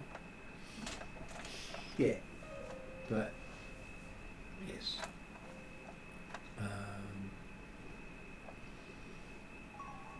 And his forge is the rock remembers you. Okay. That is what we want to be at. One of the ones, yeah. Yes. And we know where to come when we want to go down. Yeah. Or we just persuade you to let us use it. We could do that now while we're... We could do that very thing. Especially since not only do I have a memory dwarvish, I do. Let me just check my update notes. I think I've got dwarvish. No, I don't have dwarvish at the higher level. However, I do speak it well. I speak Dwarven. Yeah, Or quite- Dwarvish. Yeah, quite apart from the fact I can make anyone understood, I can make myself understood to anybody. As you enter, you hear a strong greeting in Elvish. I reply in kind in the same level of style in Dwarfish. You do hear laughter. Well, I thought it was appropriate. I say alternating Elvish and Dwarvish. Yes. And the dwarf you see appears with pale skin and jet black hair. That's a little interesting. He doesn't look as muscly as most dwarves you've met. Well, if he's working on thinky things rather than bashy things, I'm not surprised. And you also note that he doesn't have what appears to be a blacksmith's forge. He has the tools to almost build any item you can imagine. Which probably makes it more palatable to the elves, except, hey, if you can do that stuff, you can do technology! No! Possibly, yeah, the tools to build any item you can imagine, except possibly battle axes, warhammers, and plate armor. Oh, it probably could, it would just take longer. Yes. And I compliment him on the style and quality of his workplace. the forge is more reminiscent of a gnomish forge than it is of a dwarven forge. Yeah. Calcrix would probably recognise. You recognise the gnome employees in it, Yeah. which wouldn't be palatable to most dwarves. Well, he's a surface type. He'd be willing to do all sorts of weird stuff from a dwarf. He greets you with his name of Doran Finehammer. That's not very dwarf. Well, it is sort of a bit dwarven because you can have a fine hammer that's big and heavy. But yes, I introduced myself and the others. He may well recognise Calcrix if he's friendly with gnomes. Yeah. He does recognise Calcrix. Well, he definitely recognises me because, well, actually all of us, because we were here. And so it probably dawns on Calcrix that all the dwarves have been recalled home. Why is he still here? Yeah. Well, Probably for the sandwich of prejudice. assume there's some dwarves that aren't home. Only teenagers were excluded from the returning home. All adult dwarves were told to return home. Yeah. By the king's decree. The question is he defying the king's decree, or has the king made an allowance for him? Or is the king some sent him reason. here as an agent? Yeah. Which would be my guess. Do you ask? Yes. He says Clan Wynewolf aren't really considered dwarves by the king. So when the king does a decree for all dwarves, he generally excludes us. I'm presuming explicitly so. Just to make sure that everyone knows that you're not real dwarves. It's never stated. Calcrix Oh, seems That would involve it being in existence. Because if it's Well- stated, it means we're acknowledged. No, fair. Calcrix will say you've probably heard of the multitudinous types of people I welcome into my domain, and He has, though he also says that rumors are he'll acknowledge our clan after he acknowledges that gnomes are on the mountaintop. well, there's So definitely beyond never. He laughs at that. we both know because of my attitude towards taking in all who are not owned by others and want somewhere to fit in without feeling any kind of reproach or reprieve or antagonism, that I think that the king is being very block-headed. They think his head's made out of stone, Yeah. just like most of his family. Yeah, and it's not So necessarily knock one down and they're all the same. he's not necessarily making best use of his people, and his prejudices will slow him down in some cases. From dwarven belief, the Wildworth clan is not his people. Mm-hmm. So he has no care what happens to them. Right. I believe we should care about what happens to our fellow companions in this realm. It's one of the reasons why I am so open about taking anyone in on my domain and giving them safe harbour. Yes. He will pass that on to other dwarves. Maybe the clan will pick up and move and make the dwarves starve. No. Also, They also, because they do create about half the food the rest of the clans live off. yeah, they just don't admit it. They need to yeah. appreciate Yes. the My things that you do for them. Yes, I would also be happy for any of your people to join me in my domain. Says, well, I'll tell you where it is. Yeah. The clan itself is treated. Imagine how most people treated early Australians Yes. as convicts, or Yeah. may as well just call them all convicts, Mm. because that was where they sensed Yeah. their criminals. Yeah.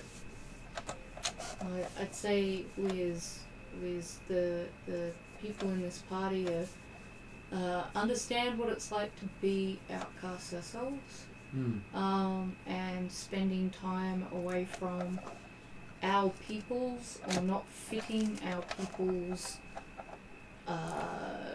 template of what would be ideal. We very much understand where you're coming from. Mm-hmm.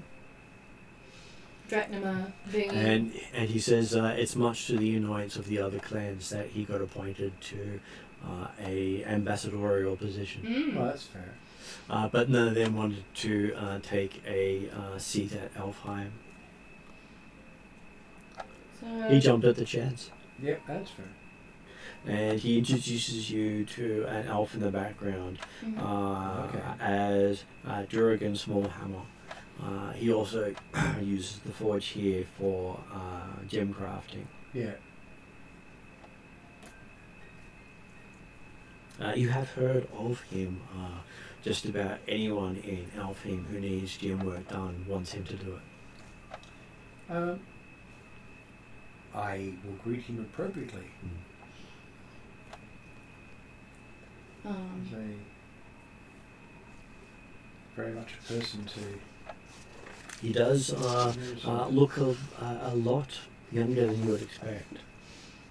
Calbrix would effusively greet him just because he works with Jules, but she would also just effusively greet anyone.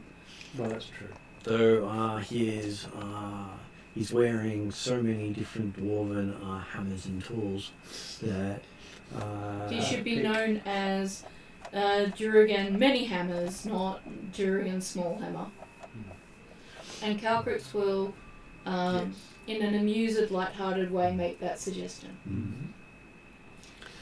He does, and Calcrix a small gemstone dragon. Oh, Nice. it's very unexpected. Carved with 3 heads. That's a bit ominous, but White, blue, and black. No, it's in the style of the Great One. I see. Yeah. Which is her main original. Said he was inspired to make this. So definitely take it as a gift because it's worth it. I'll accept this as not just a gift, but also will let the Great One know that you have done this, and you have done a very fine job of what's that word when you Artistry. no, when you're kind of doing something in the name of a god, homage. Mm-hmm. Yes. You've paid fine homage in this artistic work. And it does look far more detailed than you've seen, and the colours through it seem to change as you turn it. Ooh, nice. You can't quite recognise the stone it's been made out of.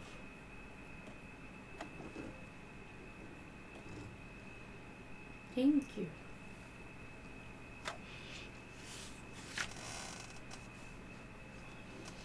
Thank goodness it didn't have a black, a blue, and a white head. Yeah, that would be a bit interesting. Wish you could colour it. I could do that for you. No, she wouldn't dare ruin such a piece of beautiful artistry. Well, that's fair. But it'd definitely make her think about her fate. And while you're talking, 8-foot-tall elf walks in with dwarven clan armour. Done in Elven's clan style. That is beyond interesting.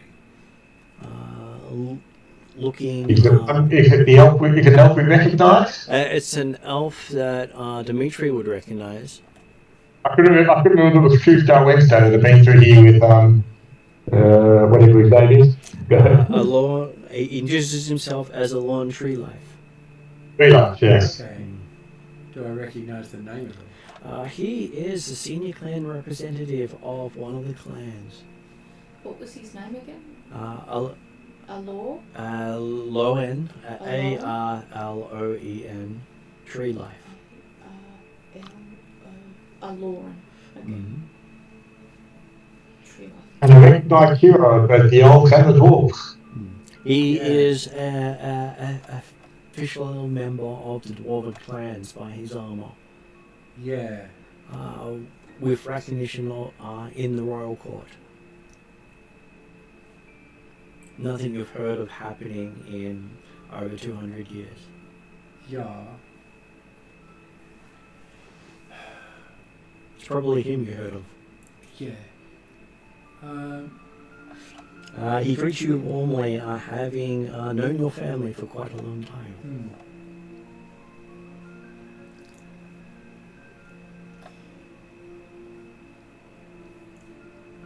In detail or just in general? He doesn't go into details. He just does a strong embrace. Not normally the held back aloofness of most elves. Yes. And gives a hearty welcome to the others in the room. Yes, I will return that embrace, by the way.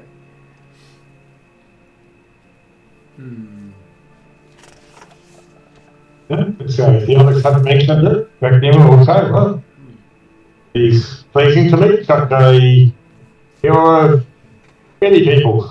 We've heard good tales of your valor. He just waves his hand in the gesture of tales of valor are just that, tales. He rather's doing things than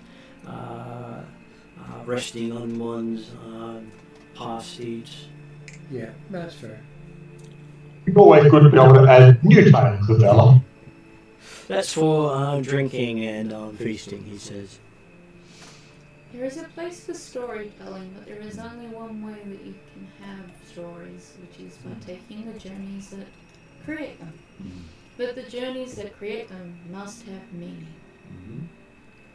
And you see his sword is a Vasi sword. Doesn't know who its parents are. No. Poor sword. Well, mine's got two parents. They weren't married. And you can see it does have a draconic style to the crossguard, which is not normal. It's not normal, obviously. No, well, He seems to be. neither is mine, because mine's also got, well, it's probably a different. It'd be really weird if it was the same draconic style. And he does have Mixture a of large shield across the back. Also a mix of elvish and dwarvish styling. Okay. It's not something you see. No, well, elf and dwarf anything is a bit unusual.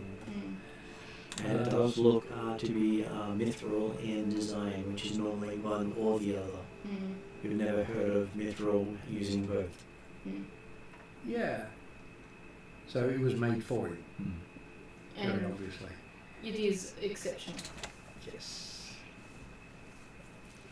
So there seems to be some very special people in the room.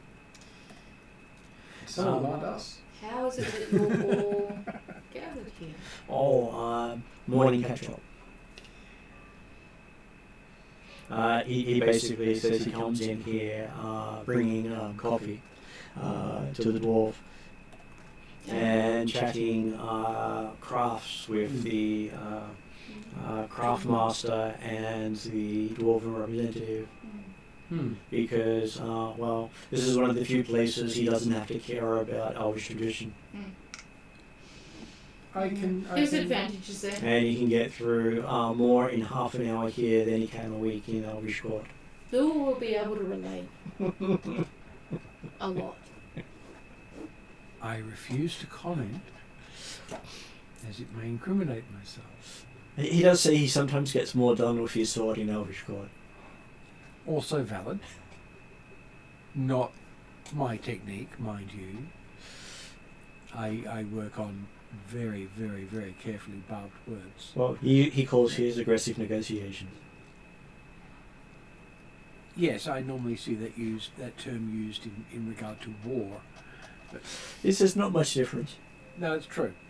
One person being very violent is still somebody being very violent, so yes. Well, it's much better than being completely detached from reality. Mm.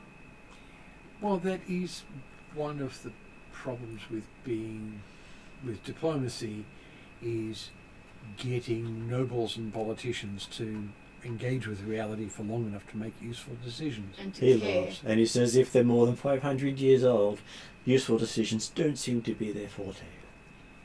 Which is why you present them with the useful idea that they're going to be giving you, and then persuade them that it's their idea. Takes too long that way, he says. It does. Oh, you can be pretty quick. He's normally called in when a decision has to be made. Calcrix, No, it's fair. Actually, I can do that as well. It's just I don't use a sword for it. Calcrix would wonder, considering you have to negotiate in the Royal Court, and since we are here to negotiate with the Royal Court about trying to get some help with Oh, yeah. forces for the armour, do you have any recommendations about how we go about that, dealing Or with these kind of Would you, politicians? or would you be willing to aid us to persuade them to do so? He recommends not talking to the politicians, Who do you talk to? the people. If you talk to the politicians, nothing That's will where we get need- done. You talk to the Remember people. to call the crowds in, You or me. and then Both. you do the talking. Yeah. You teach where Yeah, there's both. politicians. You talk to the people the politicians listen to. Mm. At which point, either the nobles or the people that the politicians for. And So- if the nobles have all buggered off, which they have, Yeah, we don't bother talking to the nobles. We No. go and try and talk to the people. well, yeah. At the moment, yeah, it would just take too long. And there's a festival at the moment where we might be There's- able to get a there's gathering of lots people that we could well, talk to. that's what I was thinking of. Is going to be lots of gathering. Mm. We just find one that's not presently in the throes of either getting drunk or dancing too much. Mm. Not much Given it- drinking and dancing happening at the moment. No, well, yeah.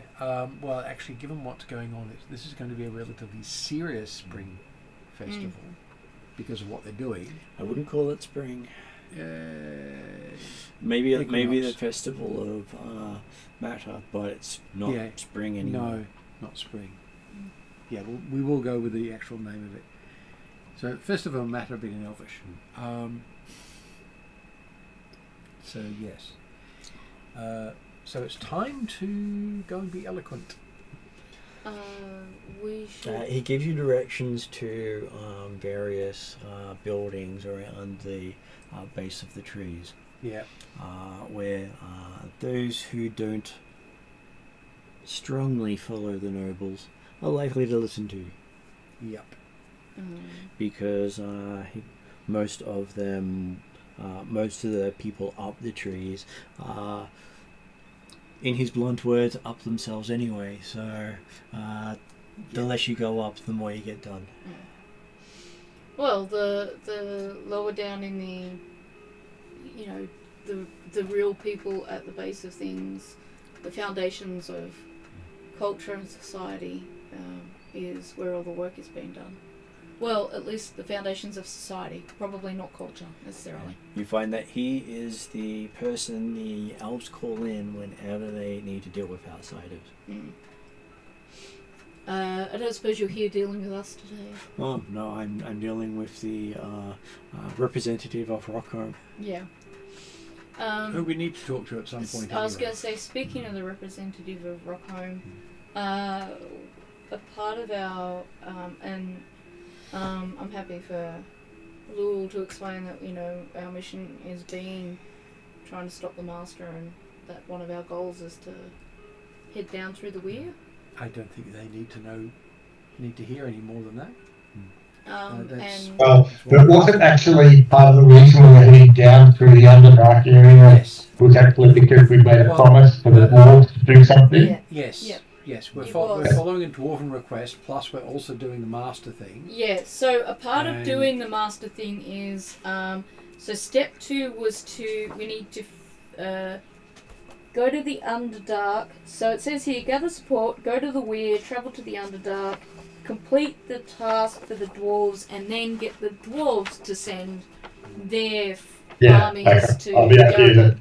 that we couldn't talk to the dwarves before we actually completed the task we originally planned to do. Yeah, so Calcrix will just give enough explanation to not get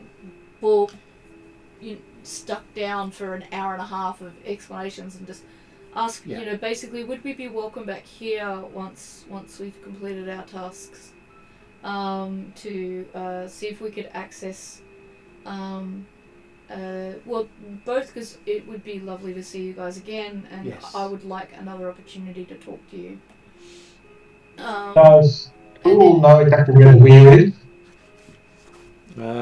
He does. It is the end point of every river of Alfheim. Yeah, that's not this guy, but I can play I was aware of what the location was. It was where Fool was aware, because if he wasn't, then obviously Dimitri and Co. had explained that Alorn had acted as a wonderful guide through Alfheim previously. So I did spend a century in here growing up. who was that? I spent a century in Alfheim growing up. Of course, second century for the elves. So I meant you went 2 k's away from town. And I travelled a lot with my parents. So I studied. The Weir unlike is most warlocks. one of the serving places that the armies of Alfheim get put. Yeah. It's much like the Mad Mage places, except considered worse by many because creatures that were never meant to come out of ground come up there. Ah, fun. Which is why it's an entrance to the Shadowlands. Yeah. Because Shadowlands denizens will pour out of there at various times. Because, of course they do. Well, that is what those denizens do. Why do they do that? So we've definitely got no problem knowing where to go. Another thing your character does remember is it's rumored that this elf that you're talking to, Treelife, carries the sword created by Maladin Starwatcher, founder of the Forest of Alfheim. He was the same one who originally made my sword, wasn't he? No, he wasn't even born when your sword was made. Oh, that's right, yes. Elsendil wasn't even born when your sword was made. That's a very good point. This thing is ridiculously So ancient. Elsendil founded the Sylvan Realm. Yeah. And when the elves retreated, Melindil founded Alfheim. Yeah. Yes. And was its first king. Yeah. He was and became the protector of the realm when he became one of the gods. Which means this guy is the guardian of Alfheim. Mm-hmm. Or the champion of Alfheim. Champion or guardian, they're the same thing, basically. They have similar meaning, Yeah. but he would most likely be more the champion in the sense of he faces the threats as directly, including in the political field. Yeah. Which is why he can get away with throwing his might around in because otherwise they'd just power word kill him until he fell over. But there's also the reason why his sword is fairly useful in the building book overall. Yeah. His sword is enough that non-nobles would almost just do what he asks. Yeah, well, it is a symbol of ridiculous amounts of authority. His bow would carry more authority than his sword. But he's not wearing it right now. No, he Milindil's bow has been missing for a while. Oh. One of the artifacts that it may have been taken by the god when he left. Yeah. suppose we could ask him. Oh, I was going to say, does it hurt to ask or probably And, not wise? Actually, yes. and now Contact other plane is a bastard to cast. And so the main aspect of that god is his task is to protect El Sandal. So most of the guardians of the Tree of Life are followers of Maladil instead of El Sandal. So is this the elf God. dude that we're talking about? He's carrying Melandil's sword. Yeah. So So why don't you just ask the elf guy who's not there, who's right there, instead of contact other plane? I would suggest that that kind of conversation is Well, not necessarily something we've done at well, first meeting. the point. Okay, the other thing is, if this guy knew where that bow was, he'd probably go get it. Calcrix is the kind of person to just ask on first meeting anything, just that's to the true. point. It's kind of one of the things that makes Calcrix Calcrix. Is that she's kind of that kind of bounce up to people and ask them who they are and what they do, and her charisma gets her away with it. But presumably Calcrick isn't aware of the significance of this guy's sword and bow. No, that's why. But if it was He doesn't carry a sword, he's just a bow, he just carries the sword. yeah. But if it was brought up as a topic, Calcrix would go, well, why don't you just ask him when we see him?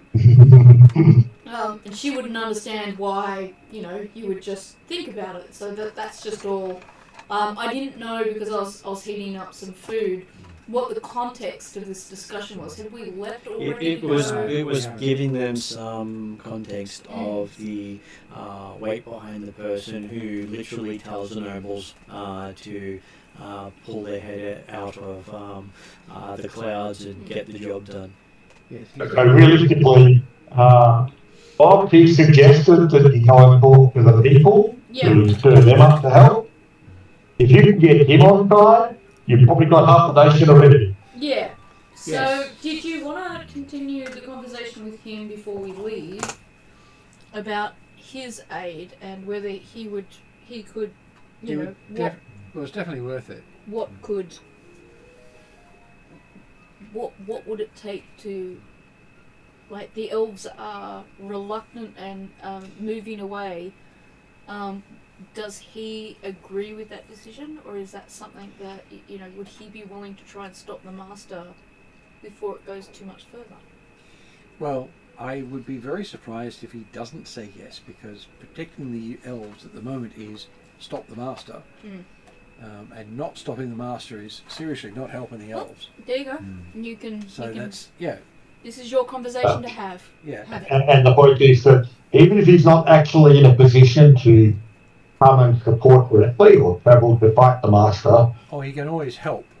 right, if he's willing to walk with you and stand beside you while you give your Yes. impassioned This speech is- to the masses, This is one of the things I did suggest earlier. Okay. So let's Yeah. let's let you do that. Yes. So I will basically practice my impassioned pleas upon him. Okay. So Before we leave. and yeah, I'm thinking yes at this point he's probably going to be a relatively easy one to persuade. But yeah, if he's standing next to me while I'm persuading others, yeah. Would he be willing to accompany us? Even if just really from the interactions that Dimitri had with him, he's also some person that, I've got nothing better to do for the next week or so, so I might as well come along. I'm not sure he's going to give that response. That's the type of character you presented towards Dimitri. Oh yeah, but we're busy, he's busy. I'm not sure he'd necessarily say that, but sort of well, you however long it's going to take you, let's go do that. And considering it is involving protecting the elves functionally, he should go along with it. So we've got some good points to aid the persuasion. You may not have to roll. Martin just might want you to Yeah. role play it. Yeah. Well, with him being Aluran. Well, that's pretty well what I'm doing. The thing is, Claw's going to put it a hell of a lot better than I will. Mm-hmm. But it's okay. I always yeah. give allowances. Oh yeah. Yeah. Well, he's got ridiculous levels of skills that I. We've all heard Ariadne word Calcrix's stuff with. Well, yeah. You know, the thingy in the thingy and the thingy, and as long as I'm earnest with about the what's three name? thingies in the what's a who. Yeah. Yes. Yeah. I take it you would like to roll. You'd feel more comfortable. Well, it's getting what I want to ask for straight in my head.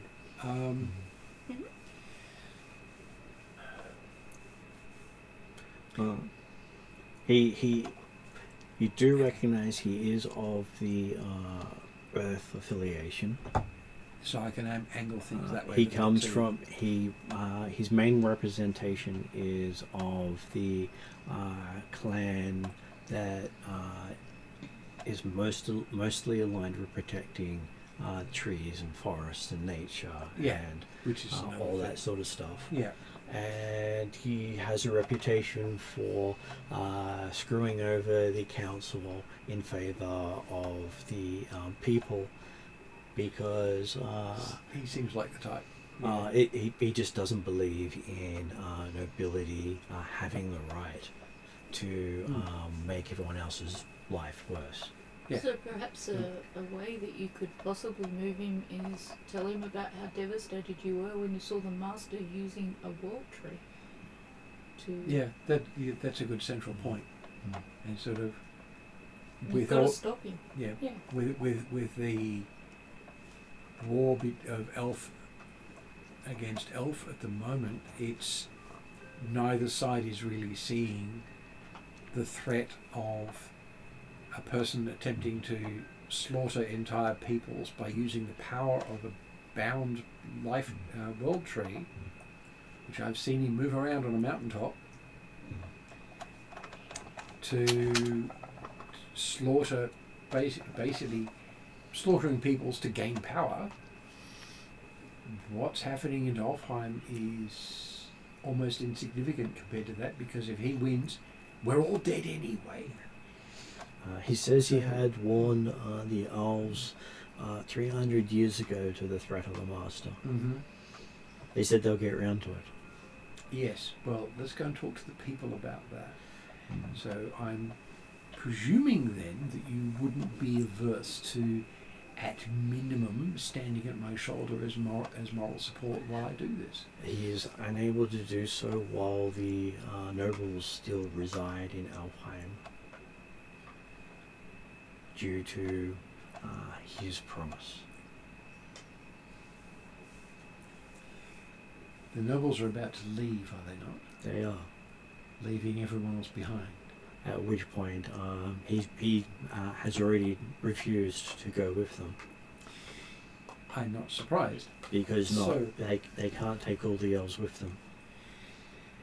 So, if we go and talk to the dwarves first, and then come back after the festival's over... Could be the way to go. Yeah, at the moment, given your strength as a person in the regard of the elves of the city, not being able to use your presence would be a waste. Well, so he has plans to rally all the remaining elves to Elfhelm Town over the next few months. that is what I'm planning on as well, to fight the master. Not just fight. But what he's saying is that all the elves will be in the fight when we come back. Yes. Yes. But that doesn't mean it's not necessarily worth making say it's worse. initial statement today, but then allows the word to spread that, hang on, what the nobles are offering is not the only option. Oh, yeah. Yeah, Drachnum is saying we'll make a general one and then we'll come back and actually gather people. Yeah. A lot of the people don't want to give up their home. Yes, we'll go and seed the populace, give them a couple of days to mull it over, nobles bugger off, then we come back and talk to them. Mm.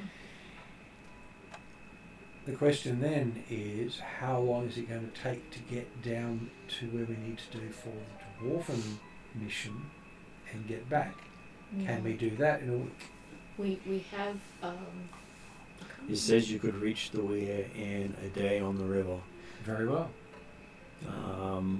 He does not know how long it would take to get down the Weir because that's not a place many people are brave enough to go. It's not about bravery, it's about necessity. Necessity of But bravery. again, put it in, we can't actually guarantee the time we'll be back. I know that. That was obvious. Yeah. Right? We But were going to say is bravery and necessity are the same thing. I said Well- bravery and necessity are generally not measured in the same action. no. Plus, we've got multiple transport and movement spells that are going to help a lot. Bravery is also often born of necessity, not because of Yeah. desire.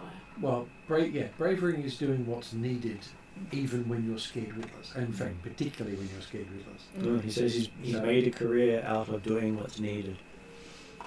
Yep. Well, that's what we do as adventurers. It's all we've ever done. How often have we done something we actually wanted to do? Not often. We've made choices about which mission to do, but not the fact that we're doing them. What we fight for, though, is to allow other people the luxury of not being adventurous. and Of course. enjoying Oh, their but that's not lives. the reason we're doing it. We're doing it because we're being run by bastard players who don't give us our own choices. So, Yeah, I'll make the slight modification of the statement, the idea that doing what needs to be done is not what adventurers do, it's what heroes do. that's yeah. It's a point. It's a good point. Adventurers, you can't trust them. And Lauren Treelife is literally the poster child of elven heroism. Not that the nobles like that. Let's not tell him what Modern White Titles is. A good chance he knows. Yeah, let's not tell him anyway because he might feel obligated to do something about it. Actually, being one of the elven heroes, he probably explicitly resisted it because he knew it was coming. Or he wasn't destined to save the elven tree of life. No, true, actually, given what he's doing. Actually, he probably is, but not in that battle. What he's doing now is what he's destined to do. That would be my read. More likely he was destined to save the elven forest, not the... Or the elven people, considering who he is too. The people and the forest. Not the tree, per se. And he has served his post as the representative for over 120 years. So, before you were born. About the same time I was born. Yeah. Because I started the game at 120. It was 120 when you started the game. So it's basically okay. when So you were basically when I was born. Yeah, that's fair. Yes. So he will rally the people. But he will not speak on your behalf until the elves have left. No, that's fine. Or aid me in my speeches. That's okay. I will go and seed the waters. That's a little bit of a mixed metaphor. You had heard that your wife was pregnant. By you, right? One would hope. Yeah. Especially since I'm not married yet. Oh, right. You aren't? Said marriage ceremonies are either long or short depending on when. That's true. You may have gotten married without even realizing it depending on her clan. Yeah, you have to think through every interaction you've had with a female elf. And it's not just that. Does she like a tea She's a ceremony? shadow elf.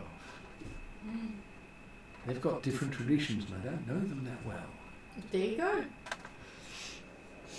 Did you accept that code? Pardon? Did you accept that cupcake he offered? We were alive the following morning. I think I was alive the following morning. I'm reasonably sure. She might have cast resurrection. Or she's just telling people she's my wife. Which is, I don't have much of a problem with that.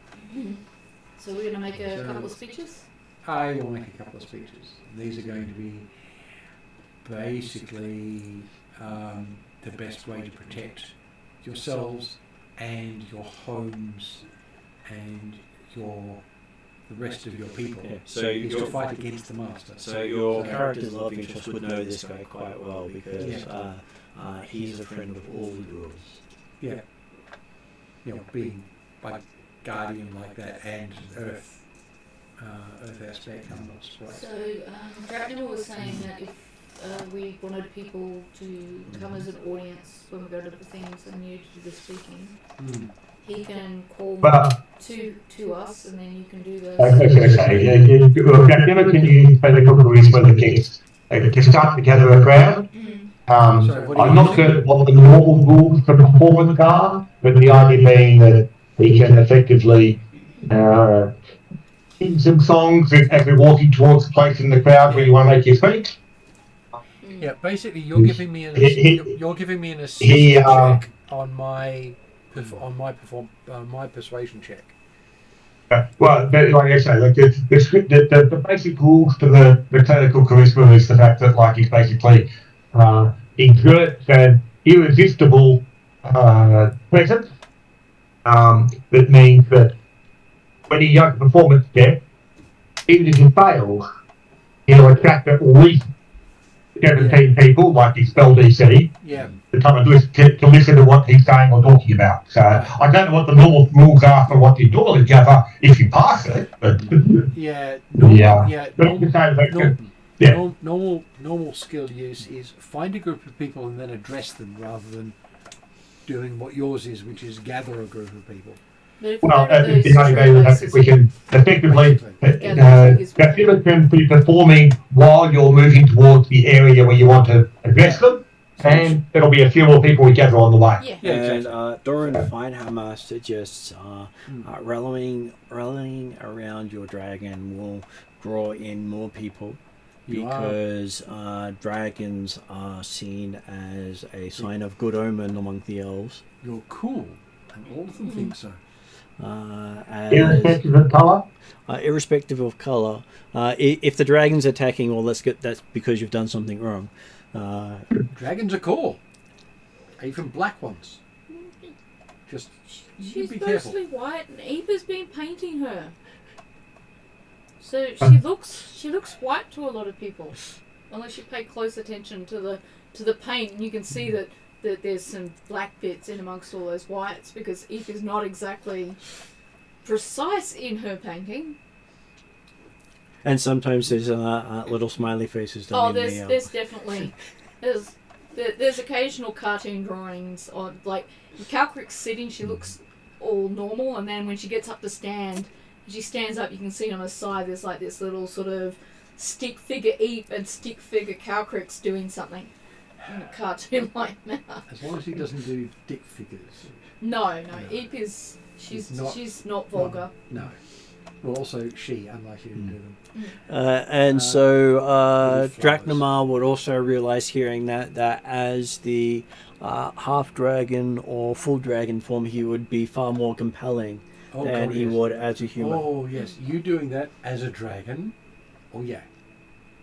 Well, it was really, I was just talking up and thinking, I'm not certain how well he can sing, etc. in dragon form. He hasn't necessarily practiced that a great deal. But I was thinking the fact that he could do the singing to get the possession and then quietly disappear and then come around from another corner in dragon form, potentially drag a few more people across to see what was happening with all these dragons. Well, the shape change thing doesn't say anything about any change of voice. And in dragon form, your voice is actually more powerful. To be honest, Calcrick does not let that stop her from singing.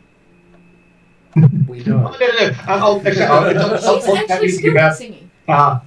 Dragons not being able to sing or have a voice. I'll say that Draknima hasn't necessarily practiced his songs That's fine. in dragon form, so That's fine. You're doing it Calcrix as a will- dragon. People will make allowances. Calcrix will advise you will sound better as a dragon, even unpracticed. Yes. So if So you'd like to just do use it. your dragon form, you'll Draknima's happy to be dragon, because hey, And hey, me walking down the street with two dragons, one of them Yeah. is singing and the other one dancing, because you probably are. I got the jasmine, yes. Yes. It's going to be a bit noticeable. you might have back the procession behind you until they find out what's happening. That is rather the point, yes. Yeah. So let's do that. And that was my Okay. thought. Two dragons Yes. on either side of a Cluel will probably have Yes. more impact. Yes, exactly. What colour are you, Dracomir? Green/grass. Nice, good contrast. It's not normally you can see a green color with a brass Yeah. coloration around it and highlighting. Yeah, but A that's the couple of thing. black scales. That and white are both really good contrasts to my blue. Because, shiny azure is basically the bit darker than azure, but yeah, it's close enough. Actually, no, it is basically azure. I actually found, as a side thing, I found amusing, the Italians treat azure and blue as two different colours. Oh, yeah. And it sounds weird until you realise we do the same thing with red and pink. Yeah. A lot of find- artists will. And Well, no, they actually regard it as no, azure is not blue. no, it's not. It is azure, Yeah. and blue is blue. And blue is basically all blues that aren't azure, but still, azure is its own thing. And yeah, exactly the same way we treat Okay, red, so- pink and red. You do So, expect that going into the King's Plaza in the centre of town will get you the most people paying attention, Yep, that's what we're doing. as that is Much good contrast. the equivalent of 3 city blocks across Yep. in clear space. Yes. And my cloak is billowing. This is my first appearance in front of these people. So I I get think a bonus. to potentially consider when you're choosing your options, location and things, obviously, is also where they're going to be doing various celebrations for Exactly the spring equinox. exactly where we're actually going. Well, the point being that whether or not you actually want to end up trying to compete with Well, no, it's some service or sermon or celebration going on, may be a factor. well, if they're doing an actual celebration at the time we get there, then we're not going to do it there. Well, you know, if they have a So, celebration down there, it's the poor elvens lesser celebration because it's not in a tree. Yeah, but the thing is, if they're doing an actual celebration, I'm not going to interrupt it. So it's going to be where people are gathering for one or have just done one. If you walk in there So- with a procession of people, they'll assume that's part of the celebration and all would So- turn and pay attention. So we'll make it part of the celebration because that's basically what I was aiming at anyway. And we'll absorb what they're up to. So we're going to do my speech with dancing. I'm fine with that. Okay, So- walking in, you see a lot of booths are talking about relocation or when you reach this area, here's what you do. And it's almost like a job fair about. So they're being boring and bossy. And so it looks like the entirety of the celebration for the matter here is about telling people where they're going next. Oh, the people are going to love what I'm about to do. This is definitely something to interrupt. And there doesn't seem to be any entertainment given to them. Oh dear. Well, we're here. And there is a nice big centre stage. Yes. Can I have, because this is the first time I've done this deliberately, can I have my cloak make me a bit bigger? Because I know the last time I got bigger it was because of what I was doing. This time I'm going to ask for a bit bigger, More commanding presence. No, I don't want to be 12 feet tall. Fine, says Martin, making me 11'8". Right. Well, it would be one of those legends of the tall elf. Well, yeah, and the thing is, there are relatively basic spells that can do this. Large. So Be large. yeah. Alter self, bigger elf. Alter self doesn't change you very much in height. It's a very small minor height. That's true. That's true. It's just appearance. It doesn't change your build very much. Having read it many times, that's why I was saying enlarge is the perfect thing for doing that with. But as you walk in, you do notice that you are taller than most. Yeah. Oh, that's sort of what I was saying. You're not used to being taller than most. No, I'm a short elf. Shorty. Well, actually, no, I am a short elf. And you realise that you're approaching Treelife's height. I'm fine with this. That seems to be about right. He is one of those larger-than-life elves in more ways than one. Actually, that would imply he's more than 8 feet tall, because an average elf is 7.5. Yeah, 7.5 is considered about average, and he's over 8. Yeah. You So don't really measure him as a that height. but he'd be close to 8.5. So sort of standing next to him, he's this tall. On me.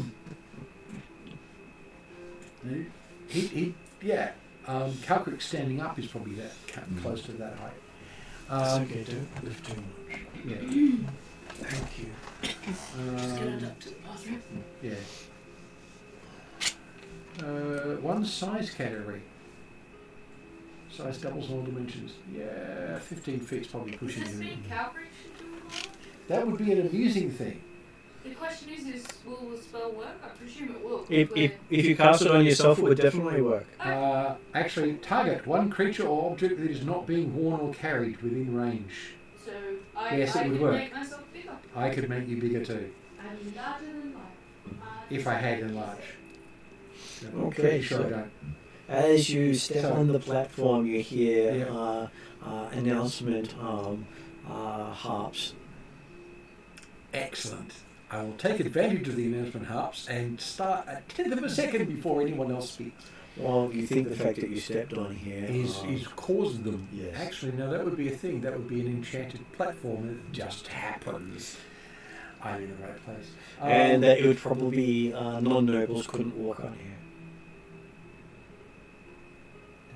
Yes, that's a good point, because otherwise they'd be using this to give out the instructions. And it's the only empty space in the hall.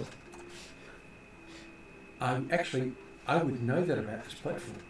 You'd never have used it. I've never used it, but I would know that I can get away with stepping on it. Other people can't. So I'll do exactly that. Would you warn out that Dragnim and Calcrick to take up position a bit side of the platform, as opposed to stepping on? Or in front of. Actually, beside would be better. Yes, I will tell you to stay to one side. You can't step I on. mean, obviously, Dragnim is a noble, but whether he's a noble for the purpose of a stage is a question. Well, you could certainly try, but Calcrick actually, would Calcricks count? I don't think so. Technically, It would make sense correctly if you tried to crack the platform anyway, so that way the dragons are not actually overshadowing yourself. Well, the whole point is for them to be tall and impressive, and I'm already 8'5". I don't know how much taller I'm going to get tall. Calcricks and Drachnima are technically nobles by the Elven tradition, just not Elven nobles. Yeah, that may be enough of a restriction. But yes, one on each side of the platform would be better anyway. Exactly. And especially since your weight might be too much for it. And So- you Well, see... it also... Go on. Llewell sees his clan symbol start to form above the platform. Oh, the platform's doing that. Yeah, and this is going to be the first time a lot of people have seen this one. That's going Do you to really want to see it now? the Clan Llewell, not my family origin. Oh, okay, not the Shadow Elf clan. Okay. No, this is no. This is my clan, not Okay, that makes any sense. one of the clans that I'm associated with. I'm Yeah. a But champion. then the other thing I was going to say was yes, having the dragon form up either side of the platform as opposed to on the platform Yeah. also then gives the subconscious appearance that you lord it over dragons. Yeah, you're deliberate. You're specifically not standing at the same level I am. Exactly. So yeah. Also makes me look that little bit taller, which has its own advantage. And you hear an unusual tune play. The unusual tune being, You remember hearing it somewhere. it's a Shadow Elf tune from my young childhood, isn't it? You think it's your clan tune. Not your personal clan, but the clan that you related to. One of them. The one I'm the champion of, right? Most likely. Yeah. Yeah, it's a Shadow Elf one that I last heard when I was very Which young. probably Let's start hasn't talking been... before people start listening. Well, it probably hasn't been heard here at Ever. all. It hasn't been heard on the surface for 3,000 years. I'm thereabouts. 4,000 years. Yeah, that's going to get... And you barely remember it because you've not been around it that much. No, well, that's the thing. Last time I heard it was more than 100 years ago. You did hear it when you met your father. Oh, no, true, I did too. I would have done, because they did do that then. It is the royal Yeah. tune. Yeah, so it's not just the clan tune, it's the... That Clan is the Royal- clan clan tune. royal announcement tune. It's not just some of the music. Alright. Which does gain everyone in the town's attention as they turn and look, because it's not a song that they're used to. And it's not a style they're used to, but it's still elvish. Okay, it's really only going to catch the educated people, but it's still going to get somebody. There's going to be some bards out there going, what the absolute fuck? Even some elven historians wouldn't have a clue. Oh, no. But they'd have an idea of where... No, it's not any of the ones we know. Who else could it be? Most of them would think it's a new one. Well, of course. Because they know I'm a new clan. They're going to get things very confused later. All right, so... am I doing persuasion or performance for this? You'll be starting off with a performance. Cool. Because performance is nice. Persuasion is very nice as a skill. Because I got extra bits. But given the bonuses I've got, I have advantage on my performance, correct? Right. So no expertise dice for that one. 16 on the dice. That becomes 26. Okay, so as you start narrating, what's the sort of topics that Oh, we're sorry, no, talking that about? was with advantage, wasn't it? Yes. Yeah. Didn't roll it twice. Oh, no, it is that one. 26. So what are the topics you're talking about when you're... As I mentioned before, it's about... yes, the conflict with the invading elves is important, but if the master wins, it doesn't matter who wins the civil war. Okay. That's basically that, but I'm going to expand on that a bit. Also about saving their homes. Oh yeah, and it's very much, as I said before, very much focusing on their homes, their people, their families, protecting themselves. There's no point fighting, but sort of protecting yourselves, protecting all else, protecting the forest, protecting the beasts of the forest, protecting your livelihoods. There's no point fighting against the invading elves if the master wins. He must be defeated. Okay. So, So that's the start of it. as you're doing that, you realize that above you is a illusion forming of you, standing 40 feet above the crowd. Wow. Okay, this is going to piss some people off. As you seem to have activated aspects of the stage not available to most nobility. Oh dear. Oh dear. This is because I'm a royal as well as a noble, isn't it? Yeah. This is really going to piss some people off and puzzle a fuck ton of people.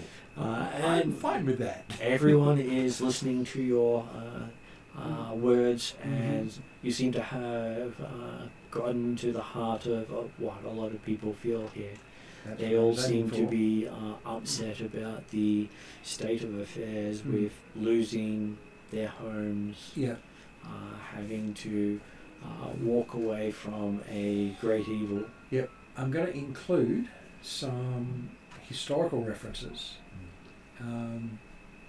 particularly mentioning this is going to be a bit for me, because some of the people I'm going to be mentioning are some of the great heroes of Elven, well-known heroes of Elven history. That are some of the people I went and nicked. I will have to apologise to people later. But yeah, I'm using my history skill on that as well, particularly since my specialisation is legends. Okay, so I will give you a persuasion check on this one. Right. So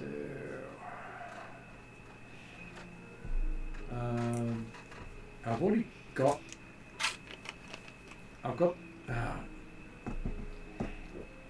With what I'm adding and all the other stuff, do I get advantage on persuasion? I will give you advantage on persuasion. Brilliant. Because this is roughly what they're wanting to hear. Yeah. Yes. Because my specialisation persuasion is not this. It's not speech making.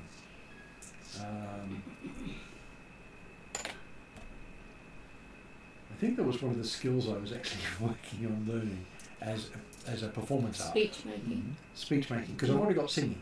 Mm. Speech making as a tool of persuasion. Which could be used for making money, I suppose. Anyway, one expertise die, got that. It's a good thing I've got an advantage on it. It's a bit better. 28.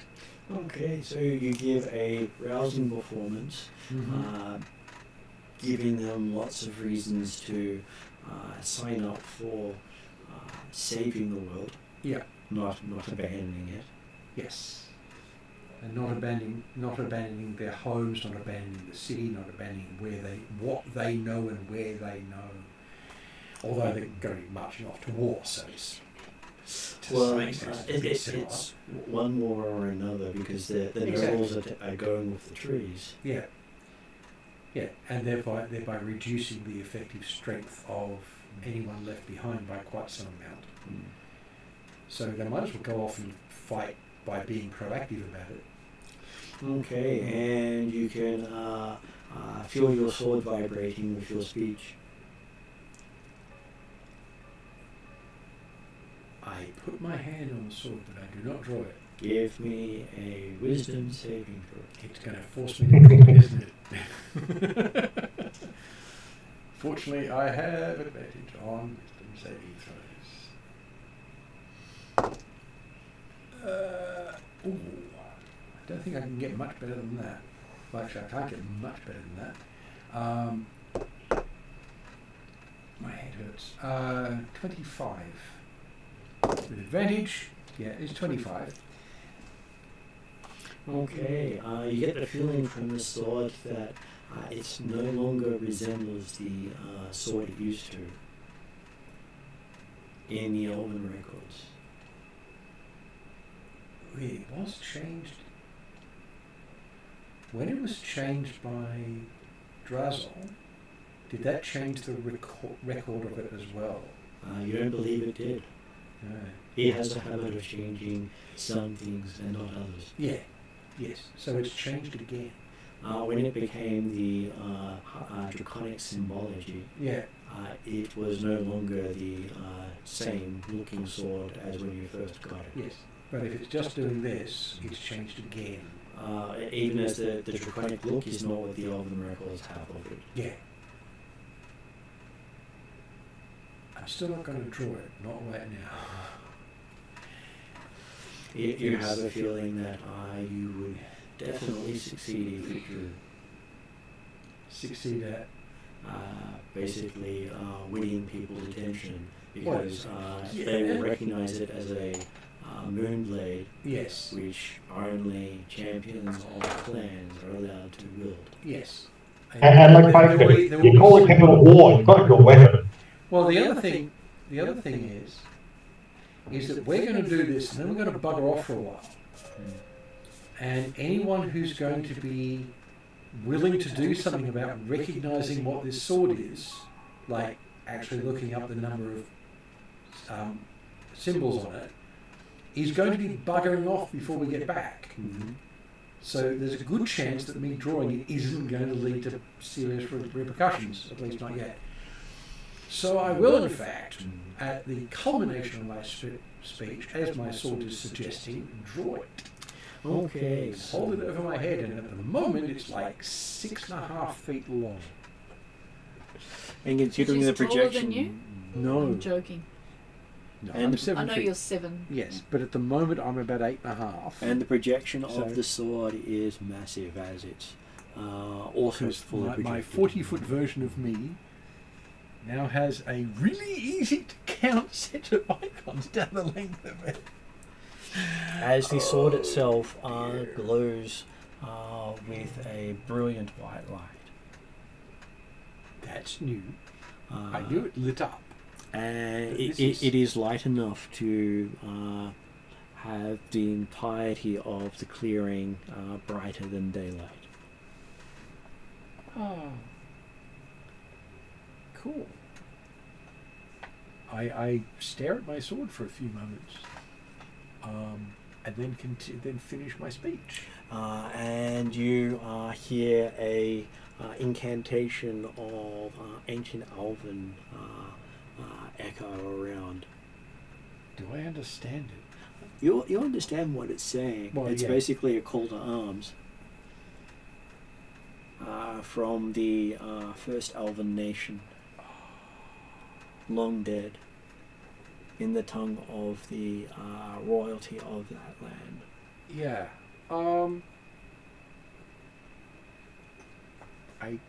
Which, from even your perspective, you feel roused to go to war. Yeah. I'm not bloody surprised. And you've never heard it said with such power. Yeah, well, this thing is an artifact. I bring it down to ready after I finish my speech and everyone's reacting. And while they're doing that, I'm going to thank the sword. And while you're thinking the sword, you hear a sort of crackle coming from the stage below. I You get think off it just in case. you think whatever magic powered the stage is now gone. Yeah, it was overloaded a bit. I take it the sword was giving it a push. Yeah.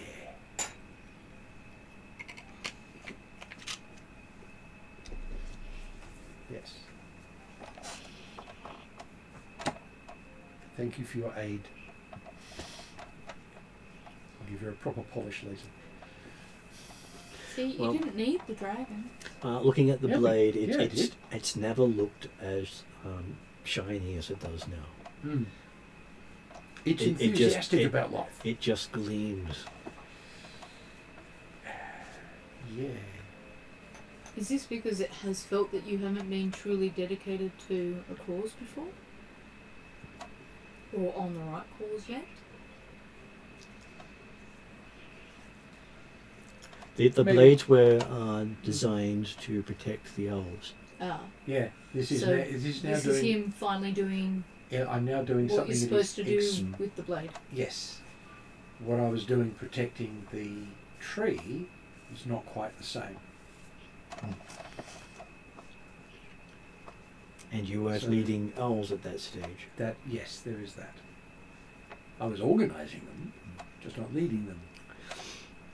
So you do believe that quite a few people will answer that call. Oh yeah. And now Let's go and get somewhere in the dark You have a for sneaking. week while they search for where we are. You also have a sneaking suspicion that all the town squares activated in Alpine. Oh, all the stages went up. Oh.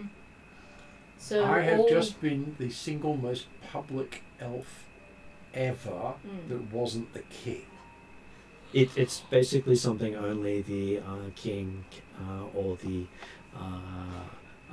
champion of all the clans can do. Yes. And the king is normally king and champion. Yes. And I've just done that. You might have some questions In asked of you public. at some That's point. why we're going down a hole. Even Treelife doesn't have that authority. Yeah. Treelife. Treelife, yes. Yeah, So- let's go down a hole that I can go eep in the dark. We're all like, let's get Treelife to come with us, but we technically already had you, so we didn't need him. Well, he's still going to be useful Oh, yes. once we get back out. But, yeah, now it's time to go and hide. We need someone with the authority to actually take the elven people who want to fight to Well, not so much the authority. We need a war leader. Yeah, And he's Treelife has fought in many wars. That's the thing. I'm not a war leader. I could learn the skills on how to do it, but I'm not a war leader. So, I'm an organizer and a persuader. I'm not a military person per se. yeah, with your PR, Yeah, but that's the thing. He then becomes the general leading the elven strategy people. and tactics. Another person behind us beating up on the master. It's we're gonna have to. Well, strategy and tactics are knowing how the military works. Not something I do. Eep. Several minutes of eep. Yes, exactly that. And yes, there's a bit of an uproar going around the town as you duck away. Yes, as both of the dragons disappear as dragons, and I get back down to my normal height of being short. Calpix can't quite disappear as a dragon, but she can certainly go down to a normal size. Yeah, exactly. You can go down to medium size, and it's a lot easier to hide you. Don't stand outside. So I gather we're heading back to the forge We are straight going away? back to the forge, and from there we can either leave straight away, or we can wait till dark. I would prefer, well, actually, outside the city it doesn't really matter. No. We're going from a passage within this forge down to the weir, right? Okay, so a rather portly halfling bumps into you. I was going to say, do we make it back to the forge or the half? This is We- why you're we in get- the middle of the crowd. Yeah. of We people. get the halfling. Yes. He does the point of getting Llewellyn's attention by kicking you in the shin. Bumps into you. Apologies for being in your way. He tells you to come with him.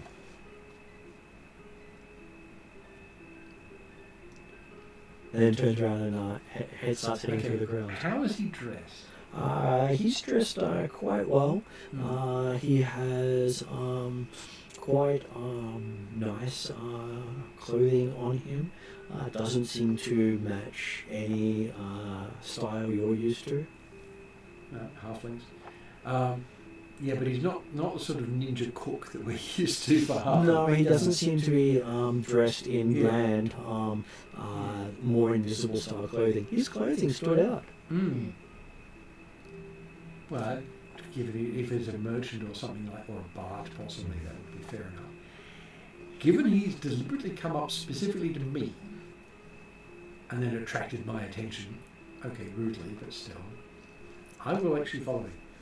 Well, at least he didn't do it by a rock. That's true. I will catch the eyes of both of you. Let's go see what's going on. It's a small little thing running around. Calcrix already has Calcrix's attention. You're a cat, aren't you? Not quite, but You you act know, like she will play Yeah. chasies with anything that's willing to play chasies. Yes, and you moved away at speed. Yeah. Oh, move a small moving thing. Basically, you're going after the halfling, and Calcrix is already in front of you, so technically you're going after Calcrix, who's going after the halfling. Right, so if I do a minor illusion of a bright light just on the floor, just on the ground. Zal already uses to amuse Calcrix and to distract her when she was young. Yes, dancing lights. Mm-hmm. I was thinking of just using minor illusion to give her a red light on the floor. But you could do that as well. I would probably have to cast a discipline check. Mm-hmm. Okay, so you find that he's led you to the river passing through Alfheim town, and there is a strange-looking boat moored here. Strange looking in what way? As in, it's not elven design, it's not dwarven design, it's not human design.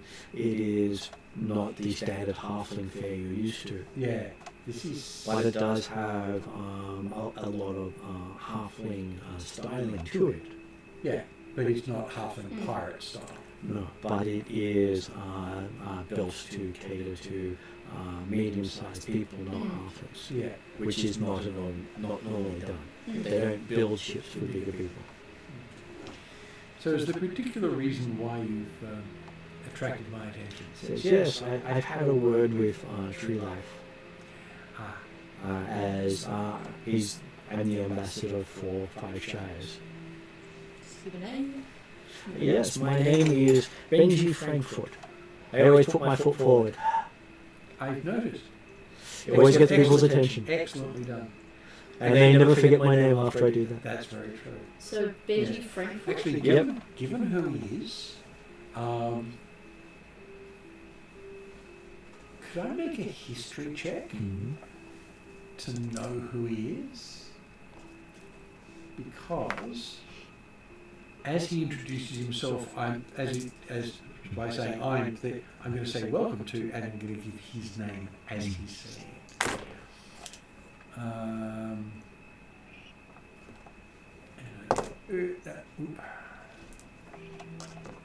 Okay, 32. You do know he has served as the 5 Shires ambassador for 60 years now in Alfheim town. That's a good number for a half. Cool. Must be bloody good at what he does. I'm fair enough. He is.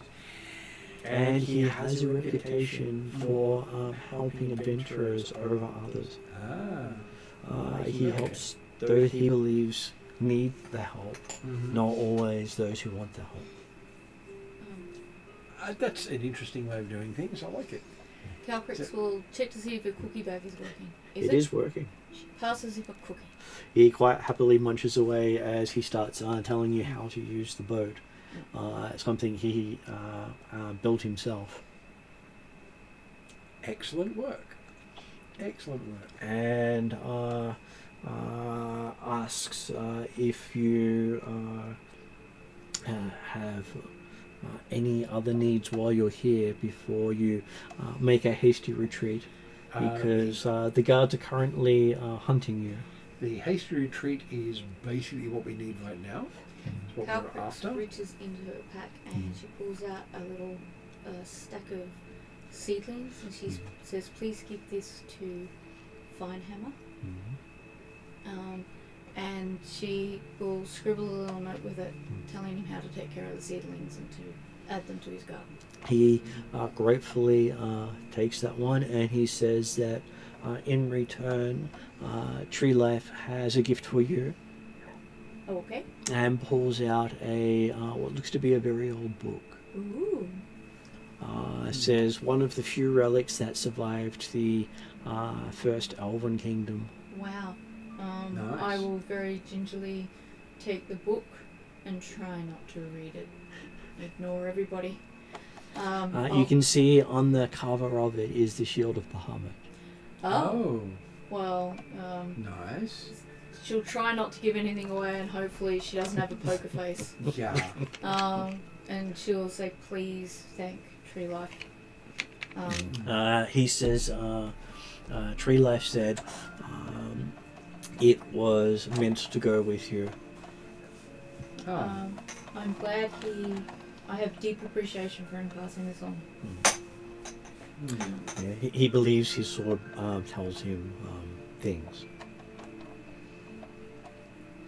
It wouldn't be the first sword I heard of that talked to people. Yes. The moon swords always seem to deal in prophecy. That may not be the best of news for our elven friend here, but you know, we like getting into the kind of trouble that helps other people. Well, prophecy is always missed by our halflings. That is also true. I Yes. am good friends with a halfling. I do understand this. Yes. Being lucky helps a lot with that. It does. Yeah, I think Cal Creeks and Benji said that at the same time. Yes. And he pulls out some seedlings of his own to say that I think it was Small Hammer. Fine Hammer? Fine hammer. Small Hammer is the jeweler. No, it was Small Hammer who had these for you. Oh, okay. Yep, okay. Because they are, I said, rare plants. Not sure if the current ones will survive, so he gave them to you to see that they're not lost. Put in them all into that happens. protection. He has Right. done so with many who have come through. If he can't save all of them, he'll save what he can. She can assure him they will be in good care up in her mountain abode.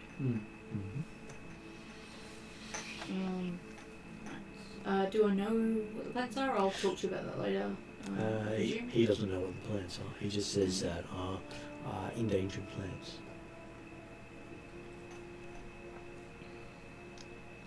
And then he gives a bag of apples. Ooh, apples.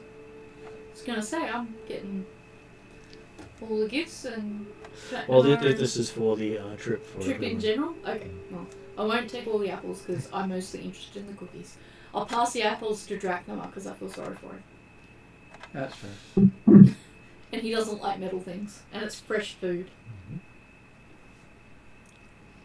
Even though he doesn't need to eat.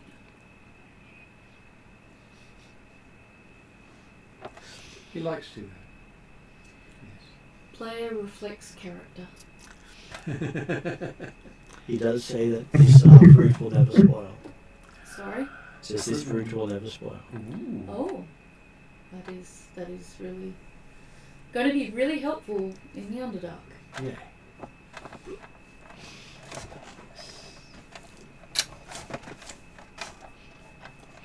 And he helps you all get onto the boat. Yes.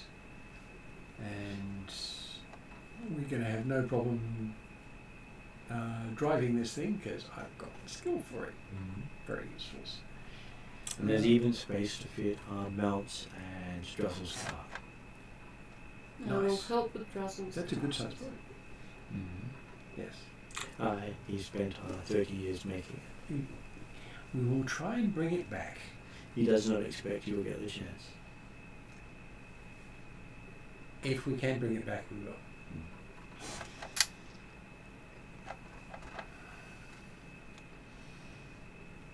That may be a quest for much later as a senior portologist to go back and get the boat for him. But I'll do it.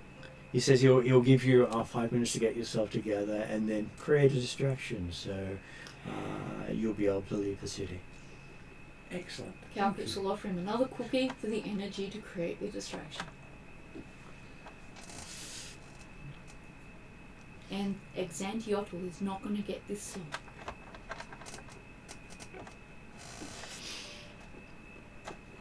We should give those to our mounts too. Oh, she does. Yeah. I've been feeding in the Friday group the chocobo, the axe beak is a regular digester of biscuits. You see him pull out one of the royal hunting horns. Oh wait. Yeah. Alright. I'm going to really quickly finish getting the thing ready to go. Ready to cast off the moment we Get can. the cart on. Because you know, this is what they do on the royal hunts. Lure horse with a biscuit if he needs it. Yes. Make things go away. Basically, be ready to go the moment that horn sounds, because that's going to draw a hell of a lot of attention. So. Okay. So. Dracnema is certainly in a position to help with the controlling of the boat. Yeah. It has many oars to help with. Mm-hmm. For a boat, it is extremely uncomplicated. Nice. You think one person could steer it and control it. Given he built it for himself, I'm not surprised. Considering that we are not halflings, this is not a bad thing. And it doesn't require huge skill to operate. Cool. Dracnema does have water vehicle efficiency. Yes, Yeah. as do I. So yes, we're not going to have a problem there.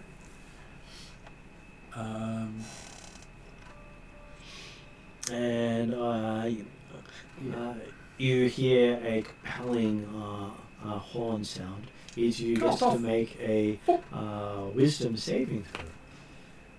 To avoid going over there. To the royal horn? Yeah. Yes, because that's Just the elf? Everyone does. Oh, Yeah. so we all like to? It's basically the equivalent of yelling fire. I don't. yeah, I don't. No problems. Natural Natural 20. 20. nice. The only that when I wanted a natural 20 for perception earlier, great. When I want to resist a horn that probably not going to really affect me anyway, yeah. Although, it's probably a good thing Caltrix did not go bounding off that boat. How did Dracnema go with his wisdom? 22. Okay, so 18 in my case. Llewell feels the most compulsion to go. Yes. Though he does have a compelling quest, it's very much, it is quite painful not to go. My Does compulsion to Caltrix go is gently... going to be going that way. I was going to say, so you vision Caltrix gently hooking a claw over the robe hood to just make sure that he stays on the boat. Dracnema is the one that gets the boat underway. While you want to leave, you feel so much compulsion to go, it's actually painful not to. I'm going to deal with that. Yes. I know you can deal with it, it's just letting you know just how bad it is. Yeah, I know, I realise it's going to be pretty... And probably how much the halfling sacrifice to get you out. Yeah, calling a hunt down on yourself? Yeah. We should have put earplugs in for you when we found out he had a All horn. three of us. Well, it works on everyone. It doesn't, it's not Well, we species should have put specific. earplugs in. Yeah. Okay, so yes, as you're heading down, you can see a rush of people heading off towards the horn. Cool. And they're going to be dedicated to that, so therefore ignoring us. They may remember us later, but that's later. And you find yourself passing through the open gate at the river's end. This is not normally open. No, this was just something he set up for us. Or possibly, well, he's probably got it set up for himself. So. And you see Treelife giving you a salute as you pass through. Salute back. He did say he couldn't be at the presentation with you. Yeah. You can probably figure out how the halfling got the horn now. Yeah, because that horn would be his. And he probably also opened the gate too. Given he's basically standing next to it. Which would be a good point for us to finish I was gonna tonight, say, as it's when- after 11 o'clock. Good point When for she it. sees Treelife, Caltrix will hold up the book and give her a nod of thanks and then put the book away. Yes. It'll probably go in the same place that the pearl is. And yes, you have made it through Alfheim without getting arrested, getting shanghaied into the festivities of leaving. Yeah. Because if you had have showed up at court, they would have demanded you join in the festivities. That's fair enough. It's a good thing we followed the gnome advice and went to the forge. Well, the dwarves know everything that's happening. Yeah, so Well, that's Better- what better to go what that the way gnome anyway. said, Good advice. Mm. And happy to follow through. Yes. So yes, Alrighty. we did well. Did you want to add anything, Jeremy, before I go to end credits? I'm good. I will catch you guys tomorrow night, though. I'm not going to hang around, sorry. All good. We'll Yeah, catch you later, that's Have a Jeremy. good night, all. Bye. Take care. Bye now. Did you guys want to add anything to the recording before I finish? No, I think we're okay. I tried to ask. Mm.